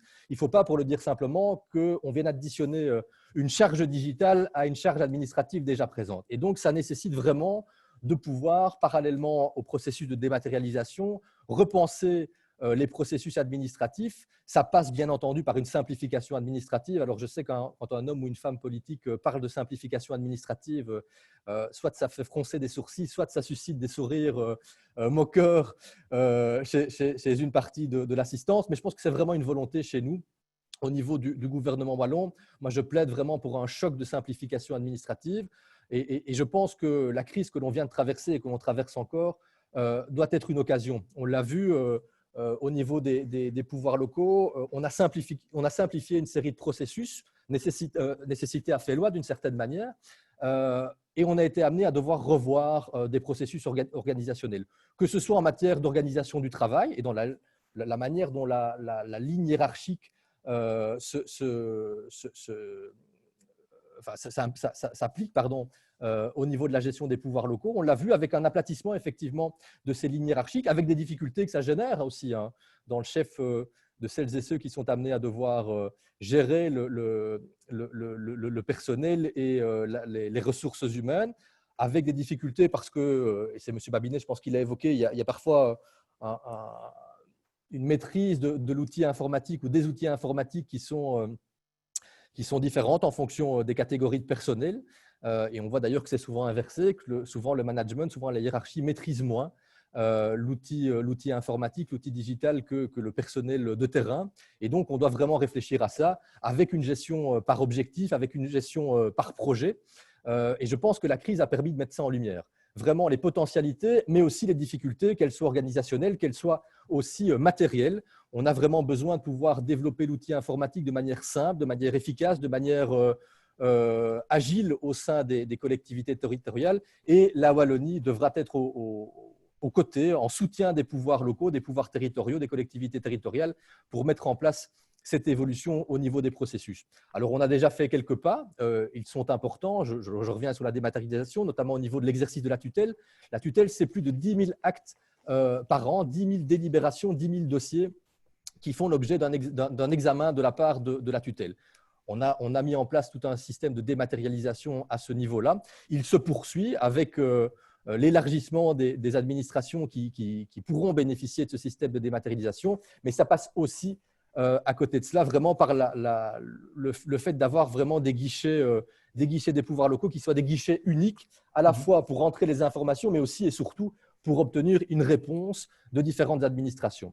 Alors, je sais que c'est une forme de gageure hein, et qu'il faudra rencontrer ces défis, mais c'est vraiment un engagement du gouvernement de Wallonie de pouvoir mettre en place ce guichet unique, ce guichet des pouvoirs locaux, faire en sorte qu'à des questions multiples, on puisse avoir des réponses uniformisées en fonction des différentes administrations. Ça passera aussi, et on l'évoquera peut-être dans un deuxième temps, et notamment avec l'intervention de mon excellente collègue Christy Montréal, par des réflexions et des évolutions au niveau des formations. On devra être attentif à l'ensemble des différents métiers et avoir un regard particulier, pas uniquement pour les métiers classiques administratifs, mais aussi pour les profils peut-être moins spécialisés, moins formés. Je pense qu'il y a vraiment quelque chose à faire et on y viendra dans quelques instants. Très bien, merci beaucoup pour votre intervention. Et effectivement, vous me faites une transition parfaite puisque justement j'allais poser la question. Donc j'accueille, un grand merci d'être là, Christy Montréal. Donc vous êtes ministre en charge de l'emploi, de la formation et de l'action sociale. Et donc évidemment, vous êtes un peu en première ligne hein, puisque vous avez toutes ces mutations en termes d'emploi, toutes ces mutations en perspective puisqu'il y a beaucoup de choses qui vont évoluer. On l'a déjà bien évoqué aujourd'hui. Alors, je voulais vous poser la question peut-être toute simple. Hein, comment la Wallonie se prépare à ces changements, ces mutations en perspective et quels sont les impacts à votre avis, comment est-ce qu'on peut identifier les impacts possibles et accompagner les organisations à aborder cette transition numérique? Merci, bonjour à tous. Vous m'entendez? Oui, bonjour à tous et à toutes. Parfait. Vous dire qu'effectivement, si on prend la situation en Belgique, on se rend compte, Agori a fait une étude avec le service public de l'emploi, avec le Forum, qui montre que si d'ici 2030, on n'adapte pas notre politique, on va se retrouver avec plus de 580 000 personnes, ou 580 000 emplois plutôt, qui seront non pourvus et qui seront vacants. Et que par ailleurs, dans les 10 ans, il faut que pour les travailleurs qui sont aujourd'hui occupés, on va devoir mettre à jour leurs compétences numériques pour 1 180 000 d'entre eux, plus 80 000 travailleurs. Comme ça montre tout de suite la réalité de la situation. Les 80 000 travailleurs dont la fonction n'existera plus dans les 10 prochaines années. Donc, ça veut dire que l'enjeu pour la Belgique, c'est de répondre à la formation de 1 250 000 personnes, soit de 125 000 par an. Alors, ça peut paraître beaucoup, mais quand on vient d'entendre les interlocuteurs français, on peut se dire qu'au vu du nombre qu'ils ont été capables de former, on va pouvoir y faire face. Mais ça veut dire que c'est un enjeu majeur. Et que par ailleurs, on l'a dit, la crise sanitaire a bousculé nos habitudes, nous a, pour des raisons tout à fait inattendues, renvoyé chacun vers des conditions de télétravail et une adaptation nécessaire et urgente qui a pu être possible avec une partie du matériel, mais pas tout néanmoins, qui a fait en sorte que les travailleurs ont dû s'adapter et que aussi le management doit s'adapter. Parce qu'on s'est rendu compte que quand on a réussi dans les compétences à transférer les ordinateurs et les connexions Internet de tout le monde, il a quand même fallu manager les équipes pendant 3 mois. Et ça, c'est une préparation qu'il va falloir réorienter, qu'il va falloir qui est quelque part l'amont Or, nous, on s'est retrouvés dans une situation urgente sans avoir spécialement managé les équipes. Donc, il va falloir qu'on en tire des conséquences également. Et donc, c'est une responsabilité collective, à la fois pour les employeurs, pour les entreprises en général, pour les syndicats également, les organisations représentatives des travailleurs, pour la société civile, de pouvoir essayer de voir comment, on l'a dit, tirer profit des applications numériques en faveur de la population, parce que ce sera un service et une valeur ajoutée en termes de rapidité, en termes de facilité de vie, mais aussi vis-à-vis des travailleurs. Il faut que le numérique soit également quelque chose qui facilite leur vie, même si au départ, ça va demander des changements au niveau de leur comportement et de leurs compétences. Et on considère toutes les études le montrent, ça booste l'économie et ça répond effectivement aux besoins de la population. Alors, aujourd'hui, on se rend compte que dans les collectivités locales, dans les communes et dans les villes, tous les travailleurs sont généralement sous-formés pour ce qui concerne la formation continue. Et que par ailleurs, au sein de la formation continue des travailleurs dans les collectivités locales, il y a des biais. Plus les gens sont qualifiés, plus ils se forment. Et plus ce sont des hommes, plus ils se forment. Et donc, à contrario, les gens qui sont sous-qualifiés, les travailleurs sous-qualifiés et les femmes sont moins bien positionnés par rapport à la formation qualifiée et donc continue. Et donc, pour moi, c'est aussi un enjeu de faire en sorte de rehausser les compétences de tout le monde et de ne laisser personne au bord du chemin. On le voit dans les modifications des métiers. Pierre-Yves a expliqué les modifications concrètes que ça pouvait induire. Dans le service de collecte des déchets, par exemple, on ne travaillera plus de la même manière et on ne travaille déjà plus en partie de la même manière. Avant, il y avait un travail physique. Maintenant, il y a une aide qui est électronique, qui se fait avec des commandes à distance, etc. Et donc, ça change aussi le rapport au travail et ça le changera dans un certain nombre de métiers également. Et donc, il y a un double enjeu, c'est à la fois la formation qualifiante de formation continue des travailleurs, mais aussi de pouvoir anticiper les évolutions. Et donc, on sait qu'on a beaucoup d'emplois qui sont impactés et que ça va rencontrer les besoins à la population. Alors, on a des métiers, je l'ai dit, la collecte des déchets, le service à la population, l'état civil, mais aussi, comme ministre de la Santé, peut-être parler aussi de tous les CPS qui ont des maisons de repos, par exemple. Le secteur de la santé va évoluer considérablement. Les métiers de la santé dans les maisons de repos vont évoluer avec tout le développement de l'e-santé qui va aussi nécessiter une anticipation. Je pense qu'il ne faut pas attendre que ce dispositif arrive dans les maisons de repos pour former les travailleurs. Et donc, ça, c'est un des enjeux aussi. Donc, anticiper les évolutions. Comment? Avec un parcours de formation en conséquence pour essayer d'augmenter les compétences numériques. Et c'est aussi l'objet du secteur non marchand. C'est une des particularités. La Wallonie compte des centres de compétences. Vu la multiplicité et des réalités dans le secteur non marchand, il était nécessaire de pouvoir travailler avec le CRF et le Forum pour des conventions partenariales, 372 000 € qui sont nécessaires pour la formation des travailleurs, cette formation continue. Donc, on le voit, ce sont des gros enjeux.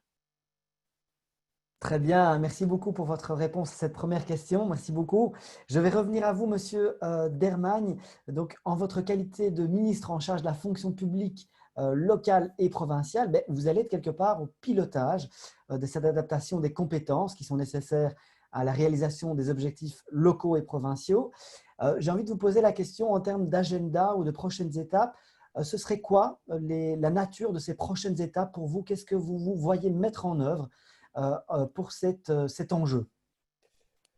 Tout d'abord, je ne le ferai pas seul et je compte bien pouvoir bénéficier du soutien, de l'appui et de la collaboration efficace du CRF, dont je tiens à saluer le travail au quotidien et lui souhaiter un joyeux anniversaire, puisqu'on est là en partie aussi pour ça. Et donc, il y a toute une série de chantiers. Moi, je pense que fondamentalement, on doit faire en sorte de rendre ou de maintenir l'emploi attractif au sein des collectivités territoriales, des collectivités locales. Alors, il l'est pour toute une série de raisons, mais il doit pouvoir le rester, et notamment pour les jeunes, pour celles et ceux qui sortent de l'école, qui sortent de formation et qui viennent sur le marché de l'emploi. On doit pouvoir continuer à attirer et à accueillir des jeunes talents, des nouveaux talents. Et ça passe bien entendu par une maîtrise de l'outil informatique, de l'outil digital qui doit être plus avancée, plus aboutie qu'elle ne l'est aujourd'hui. Tout en précisant, et cela a été évoqué dans les exposés précédents, que ce n'est pas une fin en soi. C'est un moyen qui permet de rendre un service de qualité et de meilleure qualité à la population et de tenir compte des évolutions aussi en termes d'attente de la population dans le chef de ces collectivités locales. On a des enjeux par rapport à toute une série de métiers, puisque de manière un peu différente à ce qui se passe en France, on a beaucoup moins de délégations de services publics. On a encore beaucoup de métiers divers et variés qui sont assurés directement ou parfois indirectement via des intercommunales ou d'autres structures, mais par les pouvoirs locaux. Donc, on a encore énormément de métiers divers et variés, très, très spécialisés et parfois aussi très, très, très généralistes au sein de nos collectivités territoriales. On a, comme on l'a dit, comme Christine Montréal l'a dit il y a quelques instants, le besoin de rehausser, de développer les compétences des agents à l'outil et à la maîtrise des outils digitaux, et pas seulement pour, je l'évoquais tout à l'heure, pas seulement par rapport aux métiers classiques administratifs, mais aussi par rapport à des séries de profils, de fonctions plus spécifiques, plus techniques et parfois moins qualifiés. Je pense effectivement au personnel ouvrier, au personnel de soins. On pense à l'utilisation des GPS, aux poubelles connectées, aux tablettes, à toute une série d'éléments de digitalisation et d'applications ou d'outils informatiques qui sont aujourd'hui devenus quasi monnaie courante dans le privé, qui doivent l'être aussi dans le public. Donc, on a vraiment un enjeu par rapport à cela, à la fois pour des métiers généralistes, administratifs, et à la fois pour des métiers beaucoup plus spécifiques. Deuxièmement, on doit se préparer à l'émergence de nouveaux métiers. Alors, ça passe aussi par la possibilité de se former, de se repositionner dans le cadre de son parcours professionnel. Ça passe par de la mobilité au sein des services publics locaux. Et donc, on doit y être particulièrement attentif. Et ça rejoint la logique de suppression des silos et de transversalité au sein de la gestion de l'administration. Ça rejoint aussi la question de la gestion par projet et par objectif. Donc, on doit vraiment tenir compte de cela. Ça passe aussi par des formations de professionnalisation dans des filières spécifiques. J'évoquais tout à l'heure les éboueurs, la gestion des déchets. Je pense aussi au nettoyage des locaux. Si on veut les garder en interne de nos pouvoirs locaux, ça passe par des professionnalisations et des spécialisations. Je pense à la gestion des achats, les filières de gestion des achats, à la planification du travail, à la gestion des ressources humaines. On a vraiment des chantiers importants à ce niveau-là. Ça passe bien entendu par la révision du contenu de certaines formations, notamment pour les adapter aux réalités de terrain du monde d'aujourd'hui et du monde de demain. Et aussi par la nécessité de les rendre plus accessibles à certaines catégories de professionnels. Il ne faut vraiment pas qu'on ait une rupture sociale au niveau de l'accès aux formations et singulièrement en matière de formation, de maîtrise ou d'accès à la digitalisation, à l'outil informatique. Ça passe aussi, et on le vit aujourd'hui en direct, par sans doute une modification, une révision de la manière d'organiser les formations, par des webinaires, par des visioconférences. Je pense qu'on doit pouvoir tirer les bonnes leçons de cette crise et pouvoir faire en sorte que cette souplesse, cette agilité que nous permet l'outil informatique soit aussi utilisée pour la formation. Et alors, je pense que, et je terminerai par là, ça passe par une réflexion plus générale. Et j'ai vu toute une série de réactions sur le chat sur la nécessité d'équiper l'ensemble de nos collectivités territoriales d'outils, que ce soit de l'hardware, que ce soit aussi du software. Je pense qu'on doit pouvoir bénéficier dans les collectivités territoriales, dans les collectivités locales, d'outils performants, faciles d'accès, de maîtrise, qui permettent aussi l'interaction entre les différents services, entre les différentes plateformes. Madame Bugier a évoqué tout à l'heure le fait qu'on avait parfois une accumulation des solutions informatiques. C'est vrai aussi chez nous et on doit vraiment travailler à cela. Et ça passe, en tout cas moi j'y suis attentif, par le fait qu'on puisse avoir aussi à l'interne de notre administration wallonne des informaticiennes et des informaticiens de qualité. Ça pose des questions en matière de statut, de rémunération. On n'est aujourd'hui pas suffisamment concurrentiel par rapport au privé pour garder nos talents en interne, pour les attirer d'abord et pour pouvoir les garder par la suite. Et donc, on doit aussi pouvoir réfléchir à cela. Merci beaucoup, monsieur le ministre. Effectivement, vous aviez un œil bien avisé parce que vous étiez sur le chat en même temps et parce qu'effectivement, il y avait des choses qui venaient, comme vous l'avez dit, sur les talents, les compétences, comment on les attire, on les garde. la nécessité d'équipement aussi des collaborateurs. C'est vrai que ça va être un enjeu important. En tout cas, merci de nous avoir donné les prochaines étapes. Et je vais un peu en transition aussi repasser la parole à Madame la ministre Christy Montréal. En votre qualité de ministre de la formation, on a parlé justement maintenant de formation, tiens, vous allez de nouveau aussi en première ligne sur l'adaptation des formations, l'adaptation des formations pour les nouveaux métiers qui nous sont demandés aujourd'hui pour la Wallonie. Comment vous voyez cette évolution sociétale? Comment vous voyez cette évolution de la formation des métiers au niveau de la Wallonie? Quelles seraient vos prochaines étapes ou quelle est votre vision par rapport à cette thématique? Merci. Alors, c'est vrai que la formation continue est un enjeu et qu'il faut essayer, Pierre-Yves l'a dit, simplifier. Le dire, c'est bien, le faire, c'est mieux. Et donc, on essaye de voir aujourd'hui comment, concrètement, on a plusieurs dispositifs. Il y a le chèque formation, il y a le crédit adaptation, il y a le congé éducation payé, il y a le fonds de l'expérience professionnelle. Est-ce que ce n'est pas plus intéressant de pouvoir fusionner l'ensemble des dispositifs, les rendre plus simples et plus accessibles aussi à tous les opérateurs qui voudraient y avoir recours? Et donc, voilà, ça, c'est l'objectif sur lequel mes équipes planchent pour le moment et j'espère qu'on va y arriver rapidement. Il y a aussi l'objectif que tous les travailleurs puissent être formés. On sait qu'avec notamment la crise sanitaire ou globalement l'enjeu de la DPR qui parlait d'un rehaussement du taux d'emploi, on a deux objectifs. Pour rehausser le taux d'emploi, il faut amener des gens à l'emploi, la formation de base, mais aussi la formation continuée, faire en sorte qu'ils ne perdent pas au cours de la carrière. Et qu'il y ait des chiffres d'avoir à tout à l'heure. Avec Willy Borsu, mon collègue de l'économie, on a notamment développé le projet Upskills. Le projet Upskills, c'est comment est-ce qu'on fait un diagnostic dans chacune des entreprises pour rehausser le niveau de compétence des travailleurs dans le numérique, tous, et où j'ai demandé qu'on ait un accent spécifique, on ait dans les projets pilotes une commune et un CPS qui soient étudiés pour qu'on puisse poser le diagnostic dans la commune, dans le CPS, en fonction des réalités qui ne sont sans doute pas celles de l'entreprise classique. Et donc, le CRF travaille pour le moment à élaborer l'état de la manœuvre pour lancer cette nouvelle dynamique.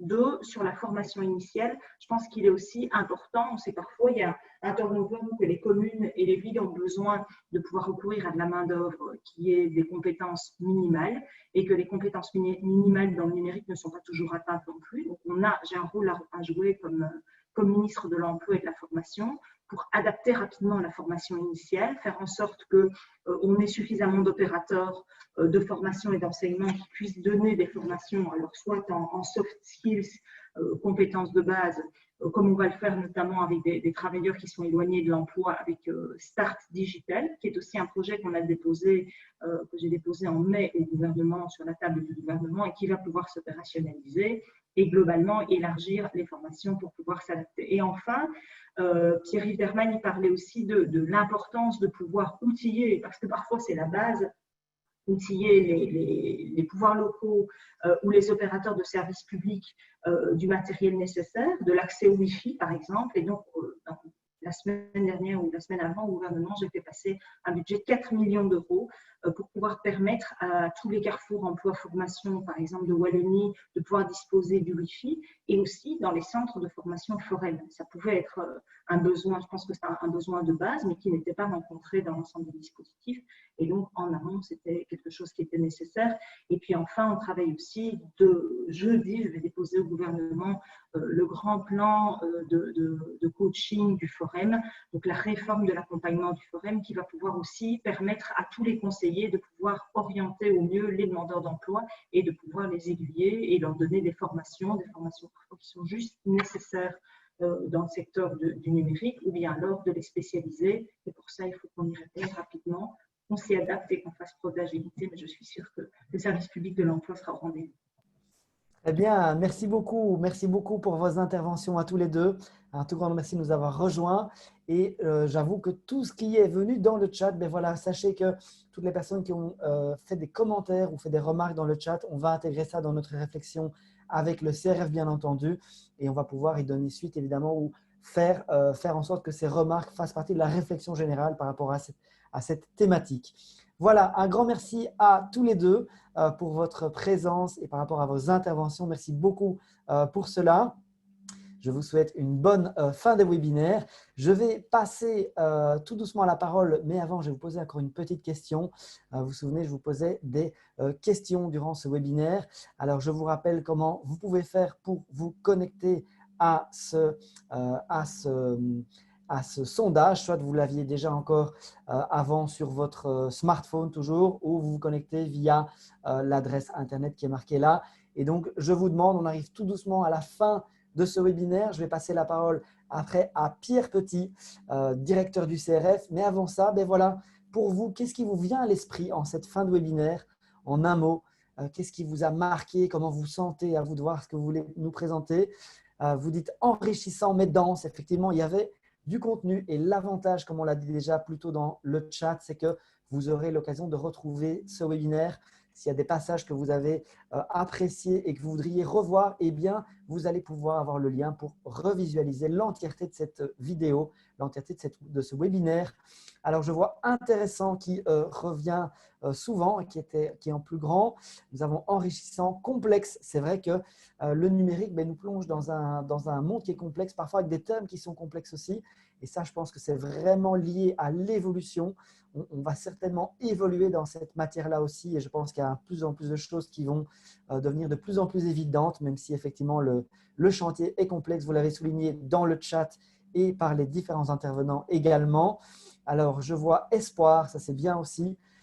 Évolution, je vois ce n'est que le début. Je vois des personnes qui sont perplexes, d'autres qui disent pas de temps à perdre. C'est vrai que c'est un chantier qui est à mener au plus vite et de manière globale avec évidemment tous les autres enjeux que le numérique. Le numérique, comme on l'a dit, ce n'est pas la finalité, mais il y a bien sûr des finalités beaucoup plus importantes connexes. Le numérique est un outil au service de ces finalités. Je vois vision, je vois démuni, je vois beaucoup de choses à changer. Donc, on parlait de gros enjeux, ampleur du travail, télétravail, questions inspirants. Il y a pas mal de mots-clés qui reviennent, mais en tout cas, 3 mots-clés à retenir en tout cas de vos interventions ici sur ce sondage. Complexe, intéressant, challenge et alors aussi espoir qui revient et aussi la notion de formation que je lis. En tout cas, effectivement, un sacré challenge, sacré chantier. Alors, je vais passer maintenant en conclusion, en mot de clôture, je vais passer la parole à Monsieur Pierre Petit, directeur du Conseil régional de la formation, directeur du CRF. Et donc, j'ai envie de vous poser 2 questions, Pierre. La première, c'est peut-être de voir quel est votre message clé par rapport à cette thématique et par rapport à ce qu'on a pu entendre aujourd'hui. Et aussi de savoir quelles sont les perspectives pour le CRF, qu'est-ce qui nous attend dans les temps prochains. Voilà, je vous passe la parole. À vous les studios. Alors, Monsieur Petit, n'oubliez pas de brancher votre micro. Et alors, on vous entendra. Voilà, super, merci. Je le fais immédiatement, voilà. Très bien. Donc, merci Simon. Bien évidemment, avant tout cela, je voudrais faire un petit élément de contexte.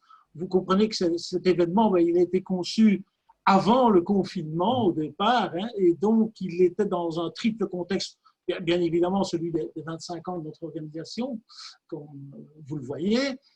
Également de cette convention que nous avons passée avec le CNFPT français et donc dont Madame Burgy a pris la parole aujourd'hui et qui elle-même assume aussi la vice-présidence mondiale de l'AIEA, qui est un réseau mondial des organismes de formation. Et je salue aussi la présence de Paolo Crumula, qui est le président de l'ENTO, un autre réseau aussi européen. Et donc, c'est ça, comme ça que vous l'aviez signalé en début de webinaire, nous avions des Géorgiens, Suisses, l'île de la Réunion, le Québec qui nous suivaient, parce que quelque part, les thématiques sont les mêmes universellement. C'est peut-être aussi ce que nous a appris cette crise du coronavirus qui a montré que quand il y a un problème mondial, eh bien, la réponse doit être trouvée aussi à tous les niveaux. Et enfin, la date n'est pas anodine. Le 23 juin, c'est, comme vous l'avez dit tout à l'heure, la journée mondiale pour la fonction publique de l'ONU. Je pense que si certains se posent parfois la question de l'utilité de la fonction publique, eh bien, je pense justement que cette crise aussi a démontré qu'elle était bien là quand il le fallait et peut-être de manière moins visible lorsque on est dans une période, je vais dire, un peu plus normale. Alors, cet événement que nous avions programmé était en 3 volets. Ils vous ont été cités tout à l'heure. Le premier avait pour objectif vraiment d'ouvrir les yeux sur ce que le numérique va induire sur notre société, que ce soit à titre privé, que ce soit à titre professionnel, et aussi sur nos organisations, qu'elles soient privées ou publiques. Donc, tout le monde va y avoir droit. C'était l'objectif de ce premier volet. Le second que nous avions construit et que nous allons remettre à plus tard, pas trop loin j'espère, c'est un événement que nous avons co-construit avec Numéria, qui est la coordination des 5 centres de compétences TIC de Wallonie. Et le but, alors là, ce n'est plus de s'imaginer ce qui pourrait arriver, c'est de toucher, de voir ce qui existe déjà ou ce qui est prêt à exister immédiatement, que ce soit en termes de data, que ce soit en termes de… On a parlé tout à l'heure, les ministres ont parlé de poubelles connectées. Tout plein de choses arrivent dont on n'a pas toujours conscience, mais qui vont encore fortement modifier à la fois nos comportements et nos façons de nous organiser. Enfin, justement, le troisième volet que nous souhaitions aborder, c'est toute la question des compétences. Qu'est-ce qu'une compétence? Et donc, nous travaillons aussi au niveau européen avec RecTech, notamment RecTech+, et donc le Forum est associé au niveau wallon, sur une réflexion de comment aborder les compétences d'une manière autre peut-être que celle que nous avions auparavant. Et bien évidemment, à partir des compétences qu'il nous faudra pour assurer cette transition, eh bien, c'est la formation qui serait adéquate. Et donc, la pandémie, comme vous le savez, a modifié. Donc, nous ne sommes pas en présentiel, mais donc, nous sommes bien dans ce webinaire. Et je tiens vraiment à saluer mon équipe, l'équipe du CRF qui s'est montrée vraiment agile pour réagir et monter cet événement. J'espère que tous les participants n'auront pas été déçus et quand nous vous promettions des intervenants et des interventions de très grande qualité et à hauteur de l'enjeu, je crois que cela s'est bien vérifié aujourd'hui. Nous n'allons pas évidemment rester à ce webinaire et donc en fait ça a été une occasion aussi peut-être de se repositionner sur une réflexion plus globale et qui va donc pendant 1 an, on va travailler à identifier, à trouver certaines solutions, à innover. Monsieur le ministre a parlé tout à l'heure justement aussi des modes de formation à distance qu'on peut utiliser et d'autres techniques également. Et donc, pendant 1 an, c'est-à-dire jusqu'au 23 juin 2021, qui restera toujours la journée mondiale de la fonction publique, eh bien, nous allons travailler ensemble. Alors, on se rend compte, évidemment, modestement, ce n'est pas le CRF qui va révolutionner les choses. Nous voulons simplement ouvrir l'esprit et se dire que, on a parlé de silos, justement, tout à l'heure. Je pense que c'est un bon message à faire passer. Peut-être faut-il faire tomber ces silos et permettre une collaboration vraiment transversale. C'est vraiment cela que nous prenons, c'est-à-dire le partenariat. Et un partenariat, c'est quoi? C'est respecter celui qui est à côté, qui partage par rapport à des projets, par rapport à des objectifs précis, et pas tout le temps, je vais dire, des compétences qui met en commun pour atteindre certains objectifs.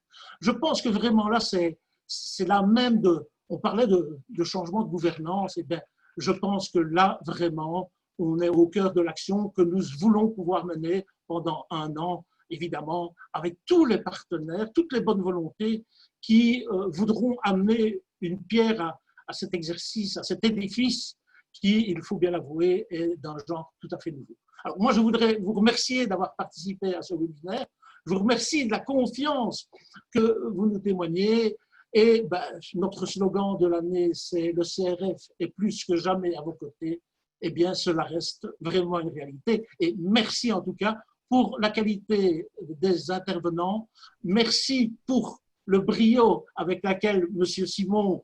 Simon a animé ce webinaire. Et donc, je lui recède la parole. Merci beaucoup, Pierre. Merci beaucoup.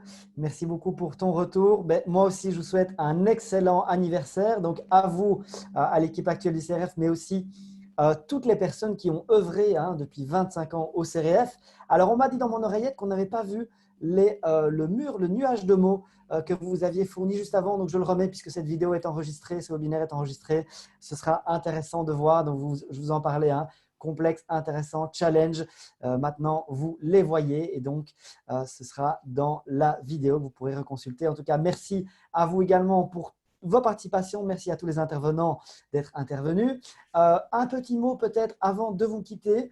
Le premier, c'est qu'on vous donne rendez-vous évidemment au prochain événement. Donc, comme Pierre l'a dit, on part sur une durée de 1 an. Donc, il va y avoir encore des événements. Deuxième chose, au niveau du site internet du CRF, vous allez trouver le 15e numéro, le 15e webzine du CRF qui va être consacré au centre de compétences. Voilà. Et alors, important, c'est vrai que c'est un petit peu un message de fin. On n'a pas su répondre évidemment à l'entièreté des sollicitations sur le chat. Vous vous rendez bien compte que le nombre de participants, je regarde combien on est, on était 270, on est 255. Eh bien, je vous avoue qu'il y a énormément de personnes et donc on ne peut pas traiter les questions de tout le monde. Mais bien entendu, tout ce que vous avez fourni va aider à la réflexion et aussi, on a besoin de vous pour cette réflexion sur cette transition numérique. Et donc, n'hésitez pas à faire part des prochaines initiatives du CRF. C'est d'autant d'éléments que vous allez apporter et qui vont nourrir la réflexion générale. Voilà, un tout grand merci. Je vous souhaite une excellente journée. Bon appétit à tous et merci de nous avoir rejoints. À bientôt pour le prochain événement. Au revoir à tous et merci à tous les intervenants. Au revoir à tous les intervenants. Merci à tous.